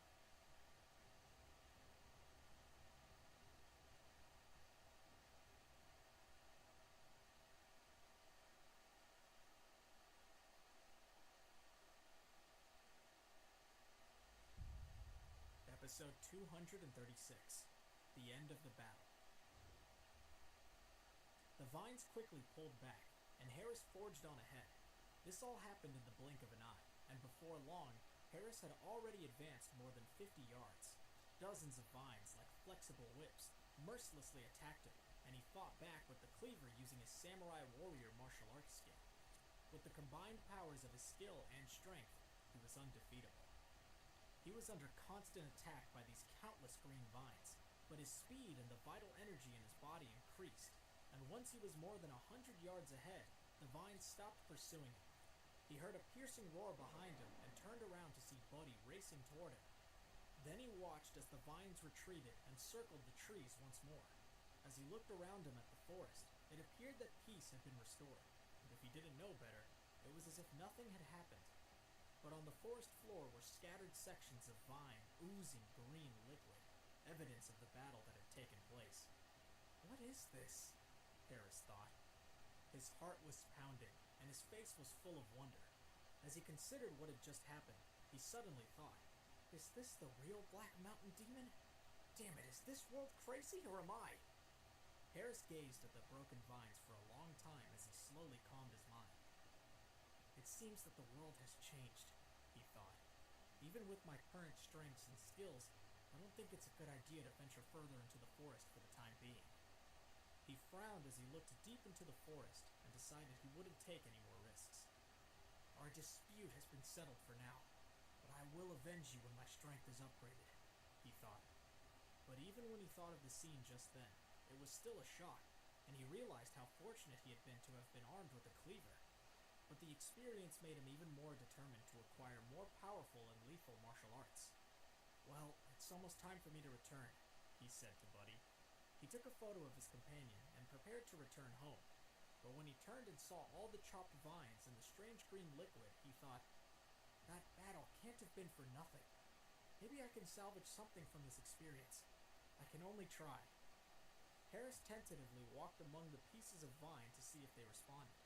But when he saw that they no longer moved, he picked up several from the ground. Some of these vines are the thickness of a small tree, he thought. He placed them on the ground and studied them for a while, and then he decided to break one down. He picked up a section of the vine and spoke. System, decomposition. Yes, host. He waited, and then the system responded. Congratulations, host, for decomposing a section of nameless vine, obtaining 3 herbaceous pills, and obtaining skill points 1.1 and experience points 1.1. Herbaceous pills. The essence of vegetation is gathered and absorbed into the spirit. It beautifies the body and face, and the results will remain for 5 years. Decomposition successful. Do you want to extract and fuse? Harris was stunned to hear this description. He thought for a moment about how people around the world had been searching for this type of treatment for centuries.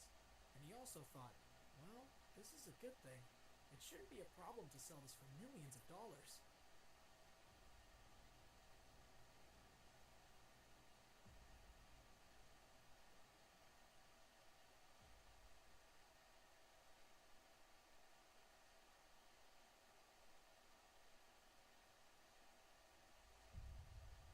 Episode 237. The System Fails. When he shook himself out of his daydream, he responded quickly. Extract and fuse. Within seconds, 3 pills as green as emeralds and with a crystal luster appeared before him. At the same time, he could smell a faint aroma, not unlike sandalwood, that evoked peace and calm. This was certainly no ordinary pill. Harris quickly instructed the system. System, make 8 more jade bottles. Yes, host. Soon, a few of the pieces of jade Harris had stored in the system space disappeared, but they were instantly replaced by 8 exquisitely carved jade medicine bottles. Harris took 1 bottle and placed the 3 herbaceous pills inside, and then his eyes were drawn eagerly to the remaining vines at his feet. Without further hesitation, he picked one up and gave a further order to the system. System, decomposition. Yes, host. And then, after a short pause, he heard the confirmation. Congratulations, host, on the successful decomposition of the... Harris muted the system as he continued to decompose all the 6 vines that he had retrieved. At the end of the process, he had 12 more herbal pills in his hand. But he had another idea, and he looked at the main vine that was still alive and wrapped around the tree. He wondered, maybe the system can decompose the live vine directly. Surely if the broken parts can produce something so powerful, it's worth taking the risk. Harris made a swift decision, approached the tree, and grabbed a part of the live vine. Although the vine struggled against his grip, Harris's strength was too much, and it couldn't escape. Harris gave his instructions at top speed while he still gripped the vine. System, decompose! Host, the target cannot be decomposed. This was the first time the system could not decompose something. The previously invincible system had demonstrated its limitations for the first time, and Harris was astounded. He had not expected this, but as Harris tried to comprehend this surprise turn of events, the vine became more agitated, and more creepers and runners seemed to be heading his way, so he chopped off the vine he was holding with the cleaver and quickly retreated. "Quick, let's go, buddy," he called out to the bear as he climbed on his back, and they made off together. As they fled, Harris looked over his shoulder and saw that dozens of tendrils had wound down from the tree and covered the area where he had stood only seconds before. And from the depths of the jungle, he heard a piercing, angry roar. As Harris rode on Buddy's back, he had no idea how far they traveled, as he was deep in thought. Has the world changed? Or is it the way the world always was, but I didn't know it? He remembered everything his granddad had told him, the changes he had experienced, and the potential link with the system. Perhaps the system's arrival is what is bringing changes to the world, he thought. As Harris pondered these recent events, Buddy ran at full speed for an hour, and Harris soon found himself at the edge of the ancient forest. Maybe Harris had never met Connor Reed. The ancient forest is so big that it would be unusual to meet anyone else anyways. Or maybe he had met Connor, and they were still in the forest. Or maybe they had already left. Harris didn't really know what to think or believe anymore. He took out a bottle of Vital Essence, poured it into a bowl, mixed it with water, and gave it to Buddy. Buddy immediately began to lap up the delicious drink. When he had finished, and before Harris turned to leave, he touched the bear affectionately and said, "Go back, Buddy. Next time, I'll come and find you."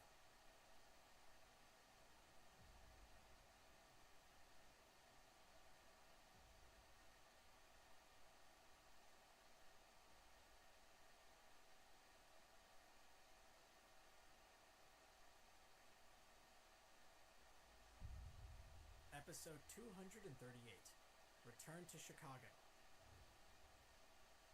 After bidding farewell to his friend Buddy, the huge brown bear, Harris quickly headed down the mountain. By the time he reached the road, it was dark. Once he had checked there was no one around, Harris removed his car from the system space, changed his clothes, and drove back to Somerton. Harris and Olivia remained in Somerton for a few more days. Harris spent much of the time with his granddad and Rory, and his young cousin continued with his training. Using some of the herbs and other materials he had discovered in the ancient forest, he prepared a special medicinal meal for his granddad and Rory.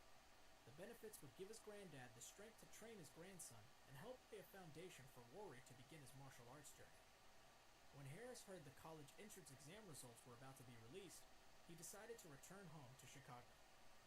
It was early in the morning when Harris and Olivia packed up their belongings, loaded them into Harris's car, and bid a fond farewell to their family in Somerton before setting off on the long drive back to Chicago.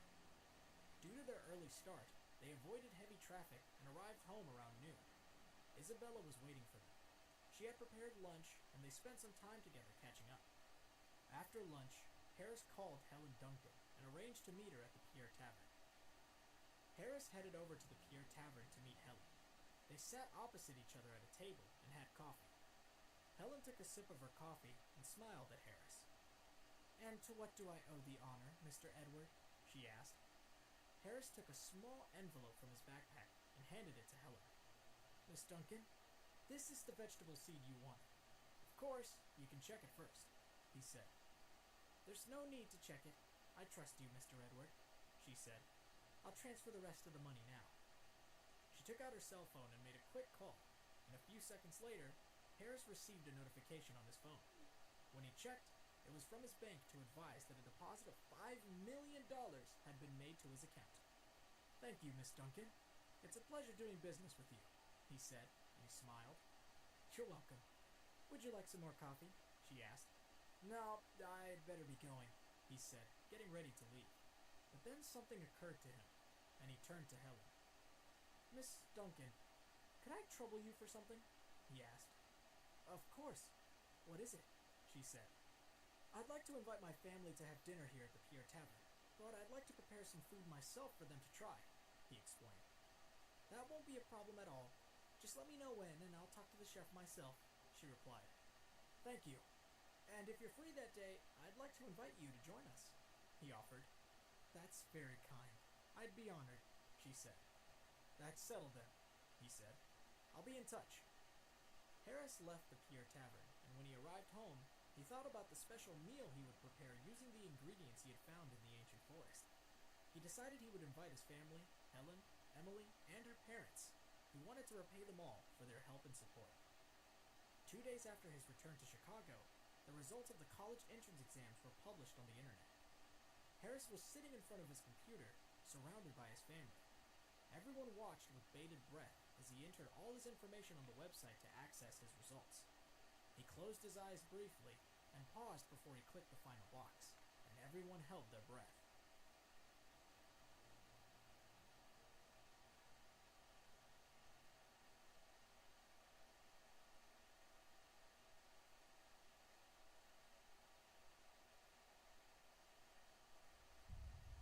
Episode 239. The results are in. Harris opened his eyes and clicked the last box. Everyone watched in anticipation as the results loaded. Suddenly, they appeared on the screen. Name: Harris Edward. Results: Mathematics, 150. English, 149. Science, 149. General Studies, 149. Computer Science, 150. Total score, 747. Harris wasn't surprised to see these scores, but his parents and sister were stunned. There was a brief moment of silence before Isabella asked doubtfully, "Harris, are you sure these are your results?" She couldn't believe what was right in front of her eyes. When Harris heard his mother say this, he didn't know whether to laugh or cry.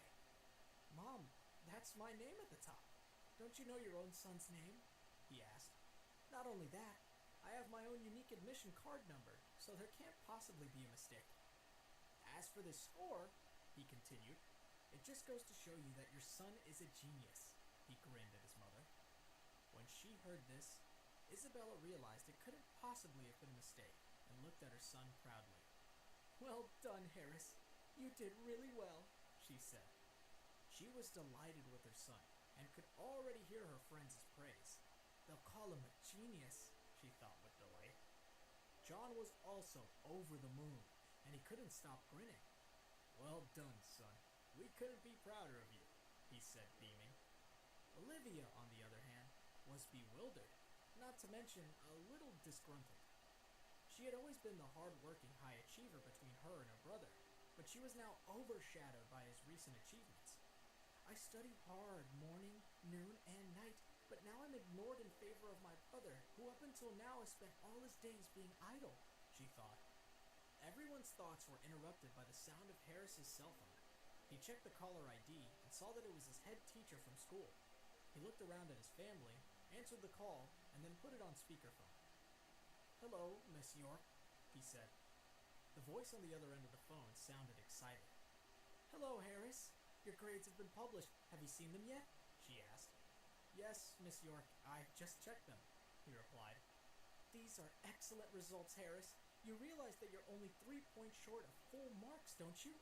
These are the best results I've ever seen," she said. She continued without pausing for breath. "You're the most talented student I've come across. You've broken all records for the school, and you have one of the highest scores in the country. I anticipate many colleges will approach you, and they'll be very eager to recruit you. Have you given any thought to which college you wish to attend?" Harris listened to Miss York and looked at his parents before responding. "I haven't really thought about it yet. I have to discuss it with my family first," he explained. "Of course, take your time. You must choose wisely," said Miss York. "Let me know when you've made a decision." "Yes, of course I will. Thank you, Miss York," he said. "Well, you should discuss the matter with your parents. I'm going to talk to other students about their scores," she said. "Bye, Miss York. Thanks for calling," he said. Harris hung up the phone and asked his parents, "Well, do you believe me now? Are you sure they're my scores for real?" John and Isabella nodded happily. "Of course we do," they assured him in unison. Then Olivia asked Harris, "Do you know which college you want to go to?" John and Isabella looked at him and waited for a response. But Harris asked them, "Mom, Dad, which college do you want me to go to?" John and Isabella didn't know how to respond. This wasn't something they knew very much about, so they decided to use their cell phones to undertake some research on different colleges. Harris hadn't given the matter any consideration before now and didn't know where to start. Then, suddenly, he had an idea. I know. I'll ask Emily where she's planning to go first, he thought. And he picked up his cell phone and dialed Emily's number.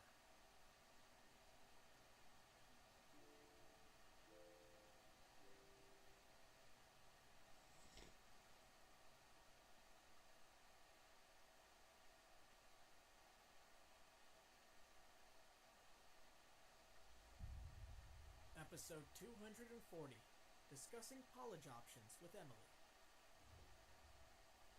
Emily answered on the third ring. Hi, Emily, it's Harris. How did you do in the exam? He asked. Emily replied, My score was 640 points. It's pretty average and about what I was expecting. That's a great result, Emily. You'll be accepted into most colleges with a score that high, he said. We'll see, she replied.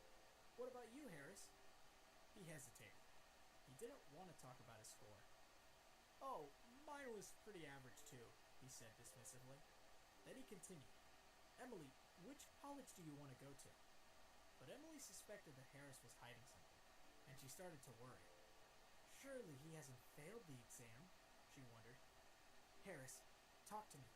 Tell me, what was your score? Then I'll tell you which college I want to go to, she said. Harris was dismayed. He didn't want to sound boastful in front of Emily. But the exam results will soon be published on the school website, so she'll find out sooner or later, he reasoned. I got more than 700 points in the exam, he admitted. Emily was relieved to hear this. How much more than 700? She asked. 47, he replied. Emily started coughing on the other end of the phone. Emily, are you all right? He asked with concern. 747? Is this the same Harris who everyone calls an underachiever and who sleeps in class? She wondered. What's more, he was too modest to talk to me about it? I wonder why that was. Emily, are you okay? Harris asked again. I have to go. There's something I have to do, she said, and she hung up. Harris looked at his cell phone in confusion. What was all that about? He wondered. And damn it! She didn't tell me which college she was going to. Harris was disappointed and concerned. Have I upset her? He wondered. But within seconds, his cell phone vibrated and notified him that he had received a text message from Emily. Harris opened it and smiled. I've chosen the University of Illinois Chicago. How about you? Harris quickly replied to the message. I haven't decided yet, but I've also been thinking about the University of Illinois Chicago. This wasn't strictly true, as he was only now considering that particular university because that's where Emily was going. But whether Emily believed him or not was neither here nor there. Harris was interrupted by Isabella. Harris, the admissions department of Columbia University has just called, and they want you to get in touch to discuss various programs. Are you interested in Columbia? She asked. Columbia might have been my dream university at one time, but now, with the system, everything has changed. It makes no difference which college I attend, he thought. Maybe the University of Illinois Chicago would be better. And after all, it's closer to home. Mom, I don't think it matters which college I choose. I have good grades, and it will be the same wherever I go. I think I'm going to apply to the University of Illinois Chicago because it's the closest to home, he said. Although it isn't as good as Columbia, it's not a bad college either, he explained. Isabella listened to her son and nodded. Her son had grown up a lot these last few months, and she was happy to support any decision he made. Very well, but what should I say to Columbia University? She asked. Harris thought for a moment and then said, Don't say anything. Explain that you don't know anything, and I'll deal with it. Don't worry.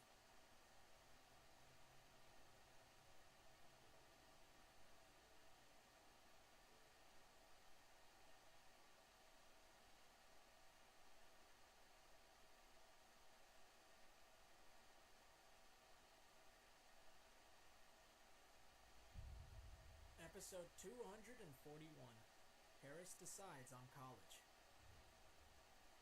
Once the college entrance exam results were released and made public, the phone didn't stop ringing at the Edwards house. Harris received one invitation after another from universities all over the country. And when he received another call from his head teacher, he informed her of his decision to attend the University of Illinois Chicago. She listened carefully to his reasons before advising him. Harris, you must give very careful consideration to which college you will attend, she urged. Although the University of Illinois Chicago is a very good college, it cannot be considered to be of the same caliber as Columbia and other first-rate universities. And you know, you can go wherever you choose. You're in a very enviable position. But Harris had already made up his mind and couldn't be persuaded to reconsider. Miss York, I know, but I don't think it will matter where I go. And I would rather be near my family, he said. The head teacher listened and was dismayed that she couldn't convince Harris otherwise. Well, of course, it's your decision, and we have to respect that, she conceded. But I must advise you that we've been approached by the admissions officer of several universities. If they discover you've chosen to attend the University of Illinois Chicago, I'm not sure what everyone will make of it. Harris didn't really care, so he didn't comment. After all, it was up to him to decide where he wanted to attend college. He thanked Miss York and hung up the phone. In the meantime, throughout Chicago, Harris's achievement was a hot topic of debate. Who would have thought that the city would produce such a high achiever? I know, that score is legendary. You mean the guy who got 747 points? That's the one, the top student in the whole city, maybe even the whole country. Harris was talked about online and offline. Most people marveled at his accomplishment, but some questioned his success.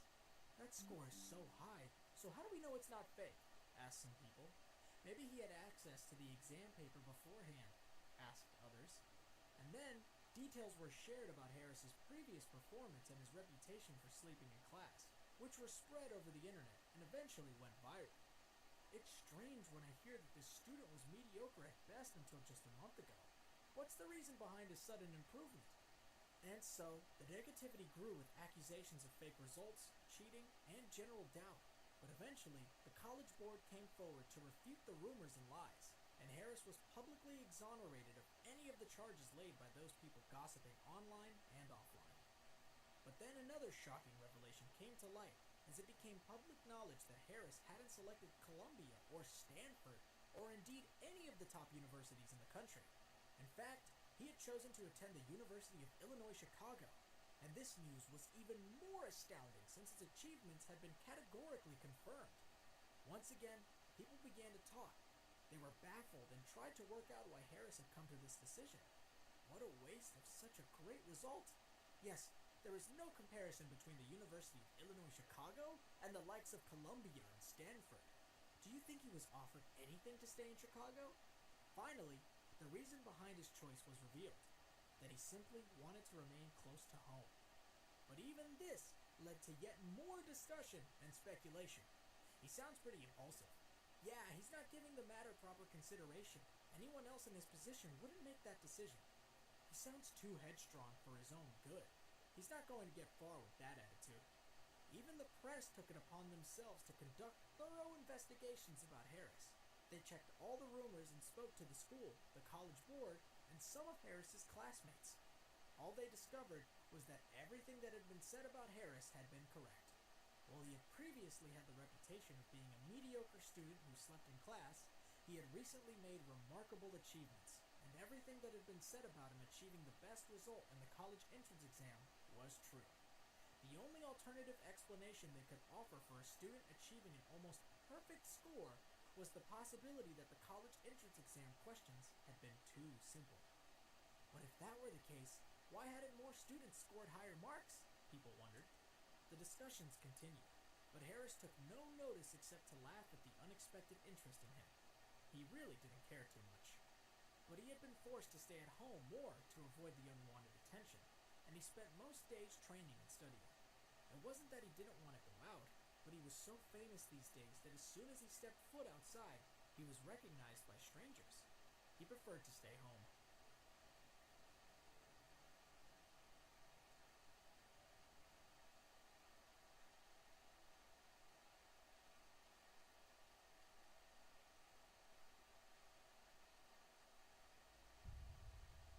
Episode 242. Don't Call Me Sweetheart. So he planned to stay home for a few days as he waited for the fuss to die down. During that time, the admissions officer from the University of Illinois Chicago came to see Harris to explain and reassure him how important he was to their college. Harris attending the college would do much for its reputation and attract more students to apply and enroll. He was reassured that the quality of teaching was of the same high quality as any of the other universities in the country, including Columbia and Stanford. The University of Illinois Chicago waived the tuition fees for 3 years and offered other benefits as well. And while Harris didn't care too much about this, it was better than nothing.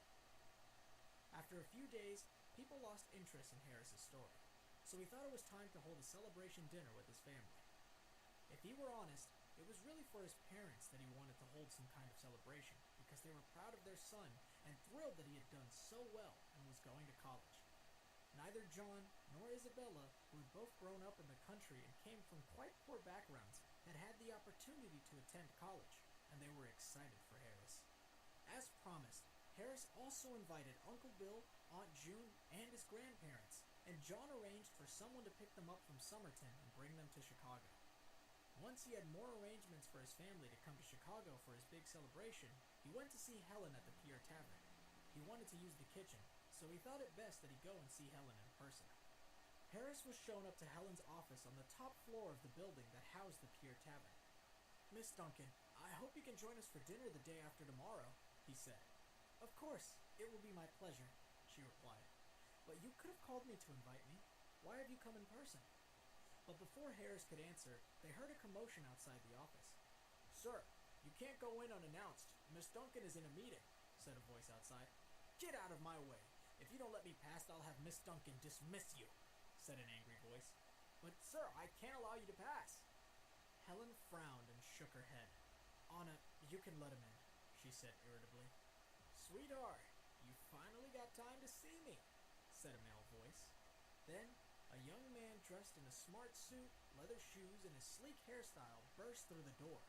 He was wearing an overpowering aftershave and holding a bunch of red roses in one hand. As soon as he crossed the threshold, he flashed to Helen a winning smile, but then he spotted Harris sitting on the chair opposite Helen and stopped in his tracks. His face dropped, and he stared coldly at Harris. "Who are you?" he demanded. Harris looked across at the man as if he was an idiot and said nothing. His attitude made the man furious, and he turned to Helen.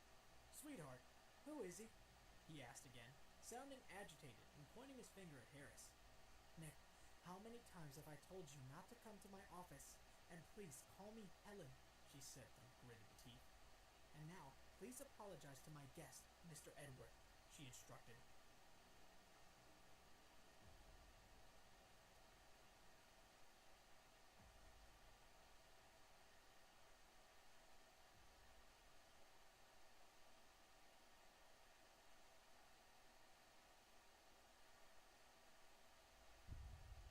Episode 243, Pride Before a Fall. When Nick heard this, he couldn't hold back his anger anymore. He poked his finger at Harris's face and then glared at Helen. "You want me to apologize to him? Who is he?" Harris hadn't enjoyed the finger being poked in his face. This guy seemed aggressive and unpredictable, as if he might lash out at anyone for any reason. He could see that Helen held Nick in contempt too, and he decided that maybe now was the time to help her out and teach him a lesson. Everything happened so fast that no one else had a chance to intervene. My hand! My hand!" Harris had gripped Nick's wrist and twisted it, and with an anguished cry, Nick fell squirming to the floor. "I don't like being pointed at." Harris's voice was bone-chillingly cold. Nick screamed again, but was still arrogant enough, even in this situation, to issue a threat. "Damn it! If you don't let go of me, I'm going to kill you!" A faint smile appeared on Harris's face. "Kill me? Well, in that case, I'll have to make sure that I kill you first." One of Harris's hands was still gripping Nick's wrist. In the palm of the other, he held a little white pill. Nick yelled as Harris suddenly increased the pressure on his wrist, and Harris dropped the pill directly into his mouth. It disappeared down his throat, and Nick started to cough violently. Harris finally released him, and when his coughing fit was over, Nick stood up and shouted, "What was that? What the hell did you give me?" He's still so arrogant, Harris thought, but he just said with a smile, What I gave you to eat is interesting. It'll make you itch everywhere. You'll really feel extremely itchy, and scratching will only bring you temporary relief. You'll just have to keep on scratching and scratching. You won't be able to stop. After a while, the scratching will break through your skin, and you'll start bleeding. A bit longer, and you'll probably scratch great wounds into your own body. In the end, you'll be gouging at your own flesh, and you'll bleed to death. Nick snorted in disbelief. Don't be ridiculous, as if... But before he had even finished the sentence, his expression suddenly changed. His face was itchy, and he couldn't help but scratch it. The next moment, his whole body began to itch. "Ah, it's unbearable!" he cried. Nick fell back, writhing on the ground, and began to scratch himself all over. He was in torment, and even the most vigorous scratching only brought slight relief. He suddenly remembered Harris's words and immediately looked at him with panic in his eyes. "You..."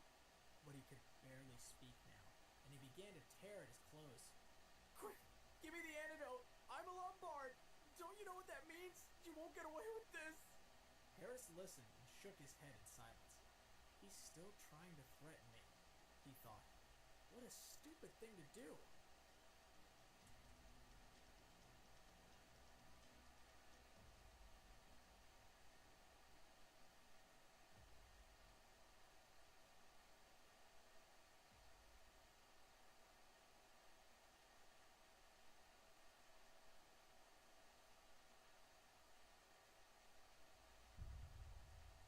Episode 244, A Second Chance.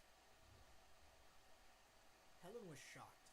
She had also believed that Harris had been bluffing, but what was happening in front of her didn't look like it was being faked.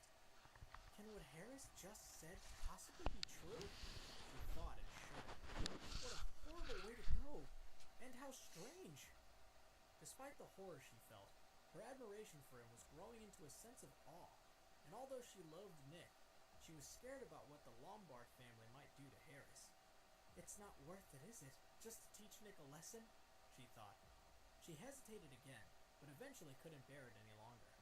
"Mr. Edward, can you save him?" she asked. Harris looked at Helen thoughtfully, then glanced at Nick, who was still thrashing wildly around on the floor.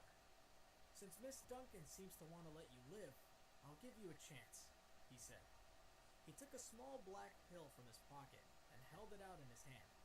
"You can avoid death, but I'm afraid that I'm not going to let you escape completely, so I'll only give you half the antidote." Harris crushed the pill in his hand, put part of it into the teacup in front of him, and drank the contents. Holding the other half with 2 fingers, he crouched down and offered it to Nick. "Here you are." Nick quickly grabbed the antidote and put it in his mouth. Harris calmly explained, "This will relieve your pain enough that you don't actually die, but the effects of the itching pill will still probably last for at least 3 days before they disappear entirely." He turned to Helen. "Miss Duncan, I'm sorry. It's time for me to go. I'll take this garbage out for you on my way." Nick was still scratching at himself and screaming. Harris picked him up, slung him over his shoulder like a rag doll, and left the office. Helen watched him go with a strange expression. He's an odd one, all right, she thought. I don't know whether I admire him or fear him. Outside, Nick's shrieks attracted the attention of passerbys, who were shocked when they saw Harris carrying him. "Hey!" one of them called out. "Isn't that one of the Lombard boys?" "Who's the other guy?" another asked. "I wouldn't want to get on the wrong side of him." "Well," a third person said, shaking his head, "whoever he is, the Lombard family aren't going to be too pleased with him, that's for sure." More people had stopped to watch now. In front of their incredulous eyes, Harris dumped Nick down onto the side of the road, got into his car, and sped off. When he had gone, the onlookers ran over to Nick. "It's definitely Nick Lombard," one of them exclaimed. "What on earth happened to him? And who is that man who just left?" Someone called for an ambulance, and another member of the crowd contacted the Lombard family.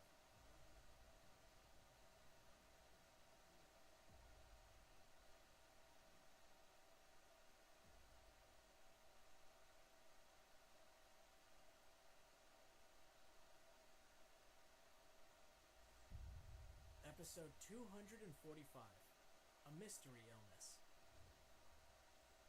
After leaving the Pierre Tavern, Harris drove straight to Emily's house. He didn't give a second thought to Nick Lombard, and he wasn't dwelling on any possible consequences.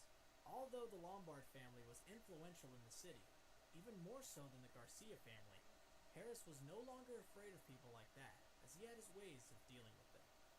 Once Harris arrived at the Smith's house, he announced himself to the security guard, and the guard called for Emily, who came out to meet him in person. But Harris noticed right away that something was obviously wrong. Emily's eyes were red and swollen, as though she had been crying. "Emily, are you okay?" he asked with concern. "What's happened?" Instead of replying, she threw herself into his arms and burst into tears. Harris stroked her hair to comfort her. Hey, it's okay. What's going on?" Eventually, her sobs began to subside, and she managed to speak. "Mom suddenly got sick yesterday. She kept saying that she felt terribly cold, and it didn't seem to matter how many blankets we put over her. But nothing made any difference. Dad called his doctor, and he came around and ran all sorts of tests, but he couldn't tell us what was wrong with her either. Now he's consulting some specialists, but Mom's just getting worse and worse." Emily started crying again and clung to Harris even harder. "I'm scared," she managed to say eventually. "I'm really scared." Harris frowned slightly. "Come on, don't cry. Take me to your mother. I think I might know what's wrong with her, but I have to confirm it." Emily lifted her head from his chest and looked at him with hope in her tear-stained eyes. "Really?" Harris nodded. "Really." Emily grabbed his hand. "Let's go then. Quickly! I'll take you to her." She led him into the house and up the stairs. Before they entered the bedroom, Harris could hear a serious conversation taking place. A voice, the doctor's he assumed, was saying, "Mr. Smith, has Mrs. Smith touched or eaten anything unusual recently?" "No," Emily's father answered him. "She's just been at home going about her usual routine, reading and doing a bit of gardening. She hasn't done anything that she wouldn't normally do, but this has never happened before." "Well, I have to admit that I'm stumped," the doctor said. "I've thoroughly examined her now, and the test results are back, but nothing is showing up as being abnormal." Emily and Harris entered the room, and Harris immediately looked intently at Emily's father. "Mr. Smith, please think very carefully. Did Mrs. Smith have a similar illness about 10 years ago?" Neither the doctor nor James Smith seemed particularly pleased to be interrupted so abruptly, and when they saw that the culprit was little more than a boy, their annoyance increased. If Emily hadn't been with them, they would have thrown him out immediately. "Who are you?" the doctor asked. Harris ignored him and kept staring at James.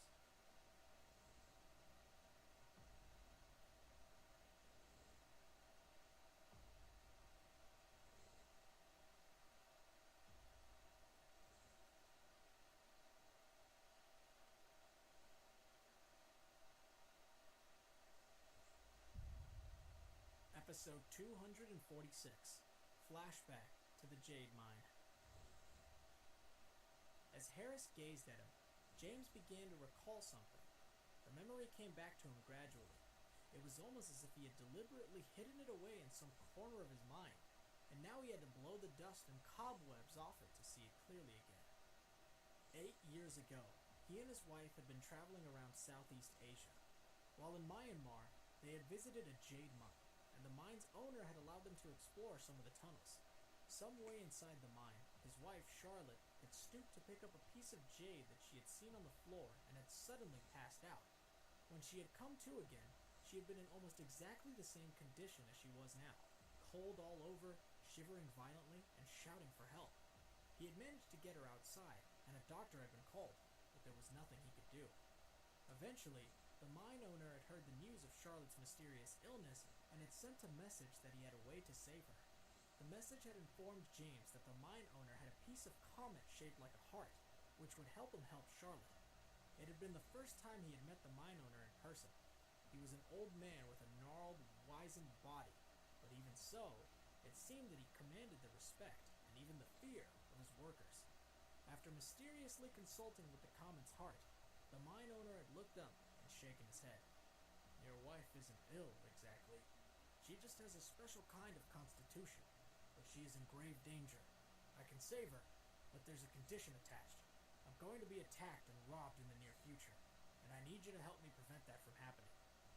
James had been puzzled by the old man's words, his mind buzzing with questions. This man is pretty powerful here in Myanmar, he had thought. Who would attack him? And how does he think I can help? And how can he know that this attack is going to happen? And what makes him so sure that he can save Charlotte? And what can he do that a doctor can't?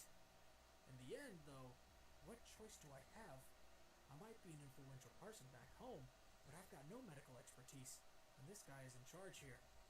I love my wife, and I can't bear the thought of losing her or watching her suffer anymore. No one else seems to be able to do anything. Only this mysterious man is offering us a way out. I just have to consent to his terms. So he had agreed. He still didn't know exactly how the old man had done it, but he had been true to his word, and Charlotte had recovered. The mysterious mine owner had warned him that Charlotte should never touch Jade again, and keep away from cold things in general, and James had decided that from that moment on, he would do his best to keep her from harm. He would be responsible for going out and making money to support his family, and Charlotte would stay safely at home and only have to worry about making her garden look beautiful. As the memory flooded back to him, James' expression changed. "Harris, you're right," he said. 8 years ago, Charlotte did have a very similar experience to this. She was cured then, somehow, by a mine owner in Myanmar. All eyes turned to Harris. "But how could this young boy know that?" the doctor asked. Exactly the same question was in James' mind, and he stared hard at Harris.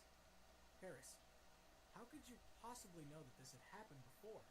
I didn't even remember myself until you asked." Harris didn't answer directly. "Mr. Smith, let me go to your wife. I believe I can help her." The doctor was looking at Harris suspiciously. Surely, he thought, this boy can't really know what the problem is, never mind being able to fix it. Even the specialists I spoke to couldn't do anything. Is he just bragging? So apparently everyone is a senior physician now, whether they have any qualifications or not, the doctor said sarcastically. "Mr. Smith, I know you're desperate, but we don't even know the cause of your wife's illness yet.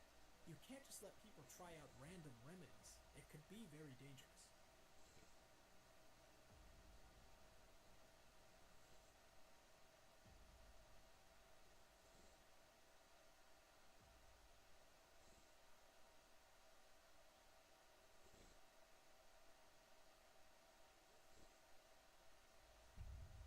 Episode 247, The Diagnosis. The doctor looked at James and continued. "There might be a very simple explanation as to how this boy knows about the events of 8 years ago. Perhaps he heard about them from your daughter. Now, before you let him begin experimenting on your wife, I'd like to ask you to explain to me in detail exactly what happened back then. Maybe that will give me some clue about what's going on here, and I may be able to help her." James had to concede that he was making a reasonable point, and he was almost swayed. But then Emily spoke. "Dad, why didn't you tell me that Mom had been sick like this before?" James shook his head as if to wake himself up. "No, of course, that's true. I've never mentioned a word of this to Emily before, and I'm sure Charlotte hasn't either. There's no way that she could have told Harris." The doctor was scowling angrily now. Harris glanced at him, but decided to take charge regardless. "Mr. Smith," he said, "this isn't really a disease at all. It's more that your wife's constitution is different from that of ordinary people. It's not something that medical science can solve. It's the legendary 3-yin life syndrome." The doctor suddenly appeared interested. "What?" he exclaimed. "The legendary 3-yin life syndrome? But according to the legend, 3-yin life syndrome sufferers can't live past the age of 27. How can Mrs. Smith now—" Harris was surprised and looked at the doctor with renewed respect. He hadn't expected someone so steeped in rationale, scientific training, and practice to even know about the mysterious 3-yin life syndrome. "That's true," he agreed, "but it can be suppressed. 8 years ago, the man Mr. Smith met couldn't solve Mrs. Smith's problem entirely, but he must have known enough to suppress it, which is why she's still alive now." James was shocked. Charlotte's 35 now, so she would have been 27 8 years ago. And I remember the mine owner saying that she wasn't ill, exactly, but that she had just had a special kind of constitution. Harris spoke again. and his words surprised everyone. "I have a way to cure the 3 yin life syndrome," he said.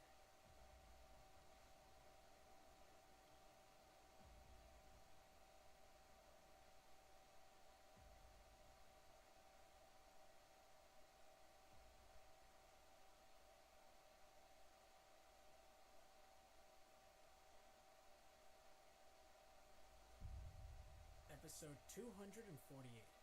Who Needs Doctors? Harris's voice was filled with unshakable confidence. Emily turned to her father, her eyes full of tears. "Please, Dad, let him try," she begged. But James didn't need the encouragement. He, too, was pinning all his hopes on Harris's miraculous skills. Taking a deep breath, he took Harris by the elbow and led him quickly toward the door to Charlotte's room. "Come with me, Harris.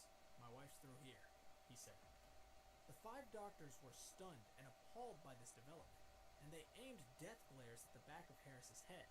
But before long, curiosity triumphed over professional jealousy, and they filed into the room behind James and Harris, trying to see what this arrogant teenager was going to attempt. Harris approached Charlotte's sickbed. She looked pretty bad.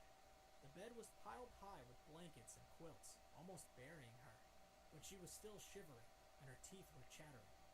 "Cold. I'm so cold," she moaned.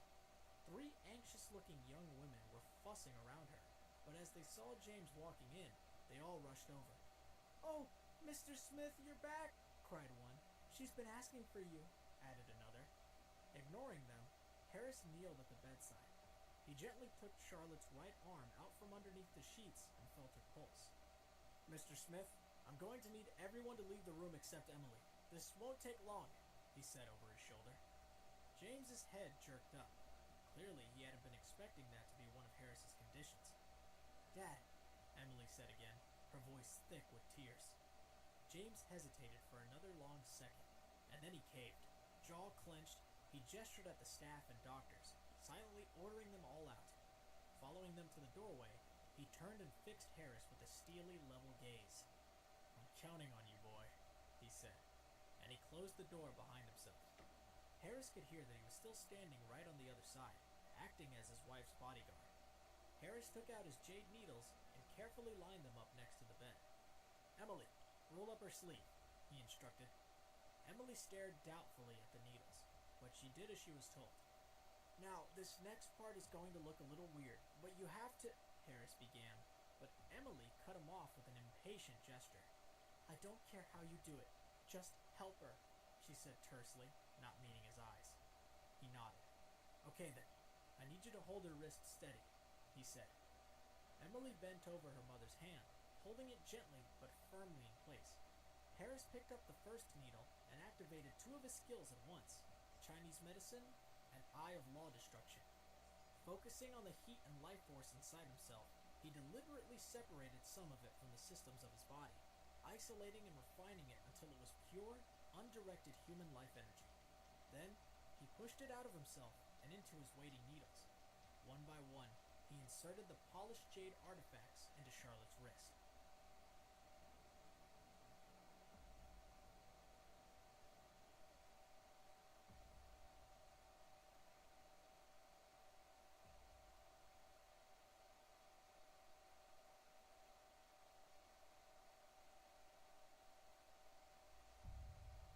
Episode 249, Life Energy Transfer. At Harris's silent command, the life energy poured out of the 9 needles and into Charlotte's body. As her dwindling strength was replenished and reinforced, she stopped shivering. The color returned to her cheeks, her eyelids fluttered, and her breathing became calm, regular, and deep. Harris checked her pulse again, nodded to himself, and swiftly removed the needles, placing them neatly back into their carrying box. "She's cured. Come out when you're ready," he said to Emily, and he headed for the door. "But when's she going to wake up?" Emily called after him, forgetting not to raise her voice. Right on cue, Charlotte drew in a sudden, deep breath and opened her eyes. Harris smiled to himself and slipped out. On the other side of the door, James had been pacing up and down. None of the doctors dared to try to push past him into the sick room, but they were all very unhappy with how they were being treated, especially young Dr. Chen, who was muttering darkly to himself. If we can't cure her, what does he think a teenager can do? What a waste of time, he said under his breath. Apparently, he wasn't being quiet enough, because James suddenly stopped pacing and glowered directly at him, and the other doctor suddenly moved a few steps away. To the doctor's grudging relief, Harris chose that exact moment to open the door and stroll breezily into the room. James grabbed his elbow as he passed. "How is she?" he demanded. Harris's eyes flicked over the assembled doctors, and then he turned to James with a warm smile. "She's fine. She made a complete recovery, and she should be coming out in just a second," he promised. James's face flooded with relief. The doctors exchanged glances, clearly not believing a word of it. "I'll believe that when I see it," Dr. Chen said to himself, even less quietly than before. Harris took a deep breath, ready to challenge the young doctor, but James beat him to it. "Max, will you please take care of Dr. Chen here?" he said in a falsely pleasant tone. Max padded silently across to the young doctor and gestured to one of the doors in the far wall. "This way, doctor, if you'd be so kind," he said softly.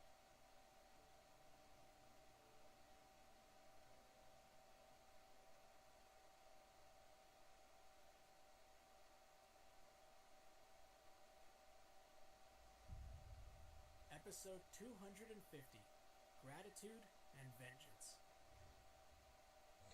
A sudden look of fear washed over Dr. Chen's face, but before he could say anything, Max gently took him by the arm and led him away. As the door closed behind them, James turned back to Harris. "Since my wife is cured, I hope you're not planning on barring me from her sick room any longer," he said. But before Harris could even open his mouth to reply, the door behind him swung open, and he and James both turned to see Emily and Charlotte coming out of the bedroom, hand in hand. Charlotte's face was no longer pale and drawn. She had a healthy flush in her cheeks, and her eyes sparkled. It was almost impossible to believe that this was the same woman who, mere minutes ago, had been bedridden, shivering, and moaning. "Charlotte," said James, his tightly controlled expression breaking out into open joy. He enveloped her in a tight hug. Only a few hours later, Harris and the Smiths were sitting at the mansion's huge dining table, a celebratory banquet freshly served and steaming in front of them. As the last dish was uncovered, James picked up his wine glass and looked into his young guest's eyes. "To Harris, and to everything he's done for this family," he said, his voice ringing through the opulent room. Harris smiled and raised his own glass. "You're welcome," he replied. By the time Harris left the mansion that evening, he had everything he wanted. James had promised that if Harris were ever in need, the Smiths would do everything they could to help. How many people could say that they had the unconditional support of one of the most dangerous men in Chicago? Harris whistled cheerfully as he walked home. In another part of the city, someone else was having a much less pleasant day. Nick Lombard lay in a hospital bed, groaning with pain, his arms securely strapped down. His face was covered with deep, desperate scratches, and beneath his clothes and bandages, the rest of his body was in the same shape. A woman sat in a chair next to his bed. Her eyes were red and swollen from crying, but just at that moment, her face showed only nervousness. She was watching the young man in an expensive charcoal gray suit who was standing at the ward's window, looking down over Chicago. His eyes were dark and cruel, and he gazed without empathy at the people in the street below. This was Michael Lombard, the new head of the Lombard family, and Nick's older brother. Their father had recently and unexpectedly died, and under Michael's leadership, the family was already rapidly expanding its operations all across the city, trading on his reputation for ruthlessness and calculated cruelty. Of course, there was plenty of rumors flying around that Michael's father had not died of natural causes, but nobody dared even whisper them anywhere near the man himself. After Michael had been looking out the window for a long, long time, two doctors entered the ward and came up behind him. One of them coughed carefully to announce their presence. "Mr. Lombard, sir, we've run every test we can think of, every possible one. No matter what we try, all the tests come back negative. We can't find what's wrong with them, and we haven't been able to find an effective treatment. Every analgesic and anesthetic in this hospital has been tried, all to no avail. I've been practicing medicine for 10 years, sir, and I've never seen anything like this," the doctor said, sweat beading on his forehead.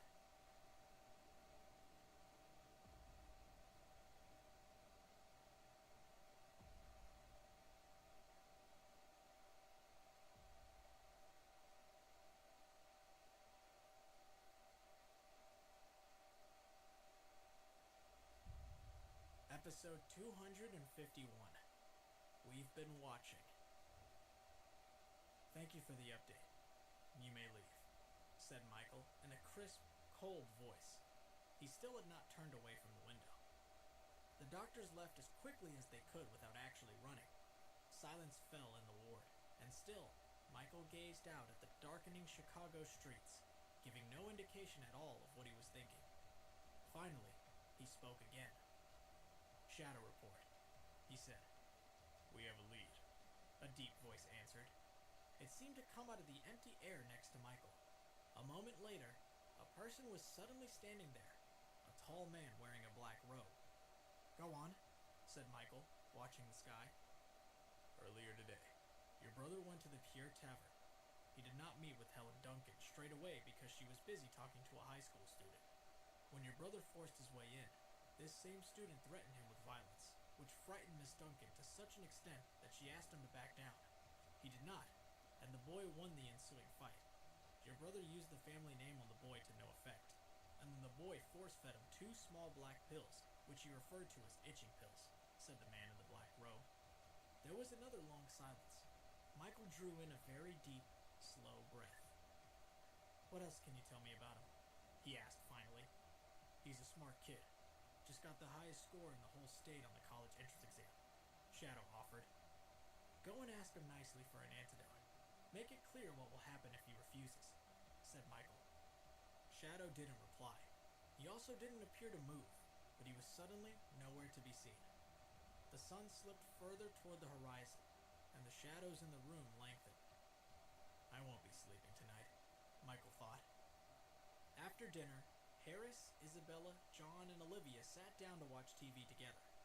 Just as John turned on the set, Harris felt a sudden, stabbing pain in his head, and his arms and legs tensed up, jerking involuntarily. He quickly got to his feet and stumbled over to the light switch. He slapped it, plunging the room into darkness. Hey! Came Olivia's voice from the couch. Harris, what are you doing?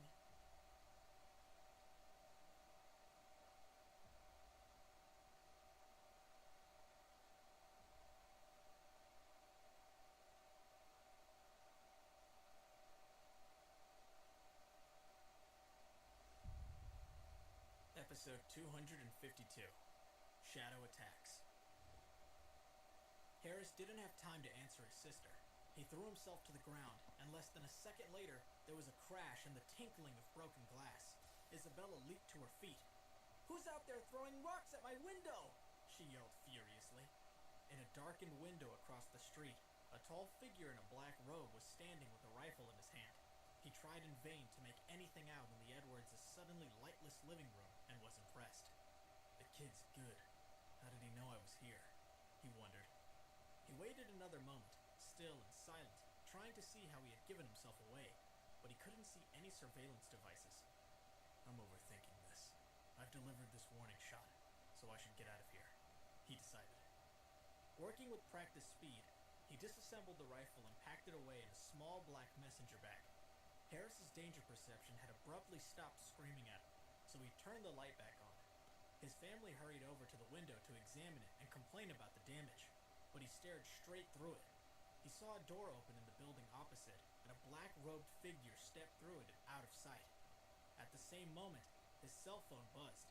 He pulled it out, and it showed one new text from an unknown number. A friendly reminder. It is not wise to provoke the Lombard family. If you want to live, bring the antidote to the Mercy Hospital ICU. Harris's face darkened with anger. So it's the Lombards, huh? I'll teach them to send me death threats, he thought. Meanwhile, his family was picking up shards of glass from the floor. Someone must have thrown a rock, said Isabella. Yeah, well, where is it then? All I see is glass, said Olivia. I think I saw who did it. I'll be right back, said Harris. And before anyone could say anything, he was running for the front door. Isabella shook her head and sighed. As Harris burst out into the street, he was already activating his insect mastery skill, sending hundreds of flying bugs swarming into the opposite building.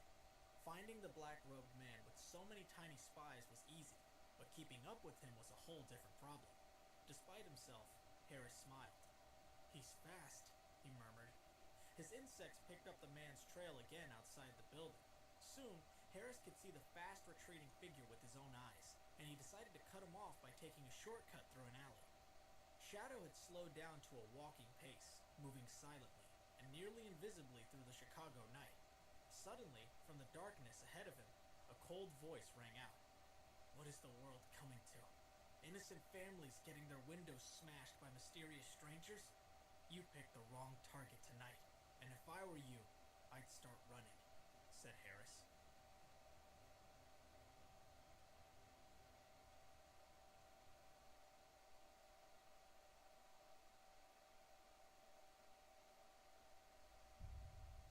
Episode 253, Harris and Shadow do battle.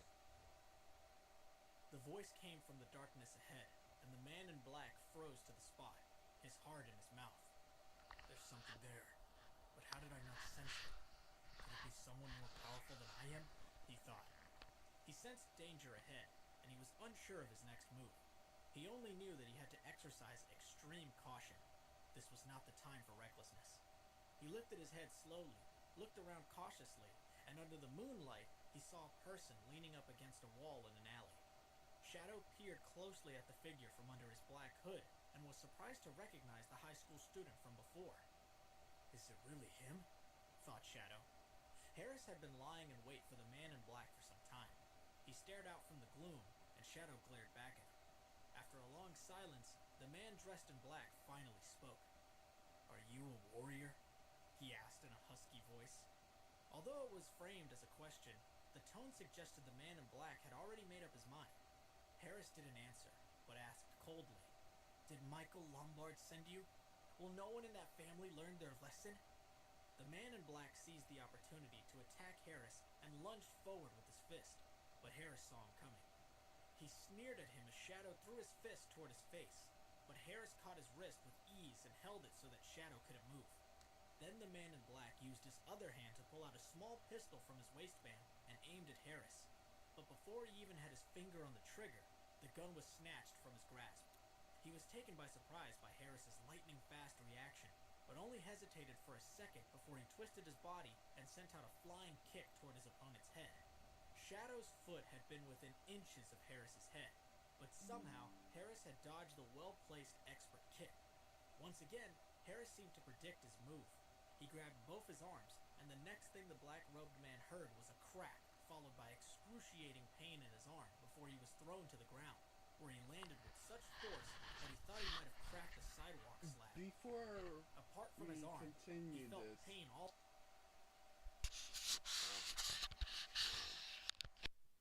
Before we continue this, I want you guys to sub or like. I just woke up. Dude, I think I lost my glasses when I'm doing this.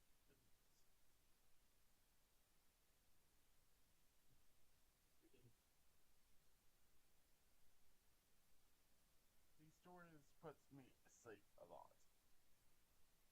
Why not? Why not just go to sleep for a couple hours and wake up the next day? That's what I do half the time. Half the time these freaking stories have animated on it. Oh, I would watch it a lot. But okay. I think I lost my glasses. Shit. all over his body following his crash to the ground. He lay bleeding from a wound to his forehead, and blood oozed from his nostrils and mouth. He had also been winded and was breathing with difficulty, and he felt so dizzy he was actually seeing stars. Despite this, his head was spinning with the thought of how Harris had easily overwhelmed him. How could this kid be so powerful? He thought. Where does he get all his strength? But Harris wasn't waiting for him to ask any questions, and he picked up the man in black and smashed him to the ground a second time. And then he picked him up and hurled him down a third time, and then a fourth. It wasn't until Harris heard a muffled cry of defeat that he finally stopped. The black-robed man had been crushed, and he was barely breathing.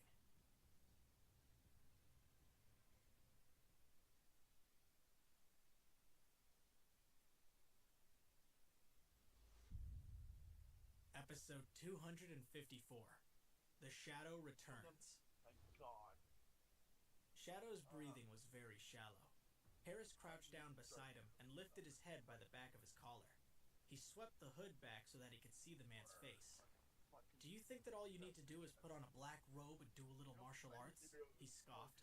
"You're nothing more than an ugly little mouse hiding in the shadows." The man looked half dead, so Harris picked him up off the ground and looked in the direction of St. Mark's Hospital. "I wonder if this is the kind of gift that will satisfy Michael Lombard," he thought. He picked up the pistol from the ground and placed it in the system space before hoisting the dying man on his back and heading to the hospital. St. Mark's Hospital was equipped with CCTVs covering all the entrances and exits, but at the crucial moment when all the screens went distorted and fuzzy, the security guard was taking a nap. Every screen in the room was full of snow, and no one was awake to notice. Nick Lombard lay in the intensive care unit on the 16th floor of St. Mark's Hospital. His mother, Vanessa, sat beside him and watched helplessly as he writhed around in bed, moaning and groaning. His brother, Michael, was standing at the foot of the bed. "Nick, I've instructed the Shadow to obtain the antidote from the person responsible. He'll bring him here to apologize to you," he reassured him. "Then he'll be at your disposal." He continued, "As for Helen Duncan, leave that with me. I'll arrange for the wedding to take place." As soon as he had finished speaking, a knock was heard at the door. Michael turned toward the sound, and through the glass, he saw a figure dressed in black flash past. He immediately became suspicious. How could the Shadow be back so soon? He wondered. Vanessa looked up at her oldest son with fear. She had also seen the dark figure pass by the door. It was the middle of the night, and she was afraid, just as any normal person would have been. But Michael was certain that his man had returned, so he looked at his mother and reassured her. "Mom, don't worry. I'll see to this." Then he turned and left the room. As he closed the door behind him, he looked in the direction the black figure had been headed. At the end of the corridor, he saw a black-robed figure with his back to him. Michael didn't doubt that this person was his assassin, Shadow, and he strode down the corridor toward him. But when he was within 5 yards of the figure in black, he suddenly stopped. The light at the end of the corridor had illuminated a pool of blood at the man's feet. He paled in horror and turned around to run, but another figure appeared out of nowhere directly in front of him and blocked his path. Michael retreated in fear, taking 3 or 4 steps backward. "Calm down, Michael. I'm here to take responsibility. What are you afraid of?" said a voice. Michael narrowed his eyes when he saw the face behind the voice, but he recoiled in fear when the man in black dropped to the ground. He turned around and saw that the black-robed man, now a crumpled heap on the floor, was indeed his assassin, the Shadow, but he was almost unrecognizable. His face was covered with blood, and his black robe was torn to... Stop. Hold on. This been off the whole time?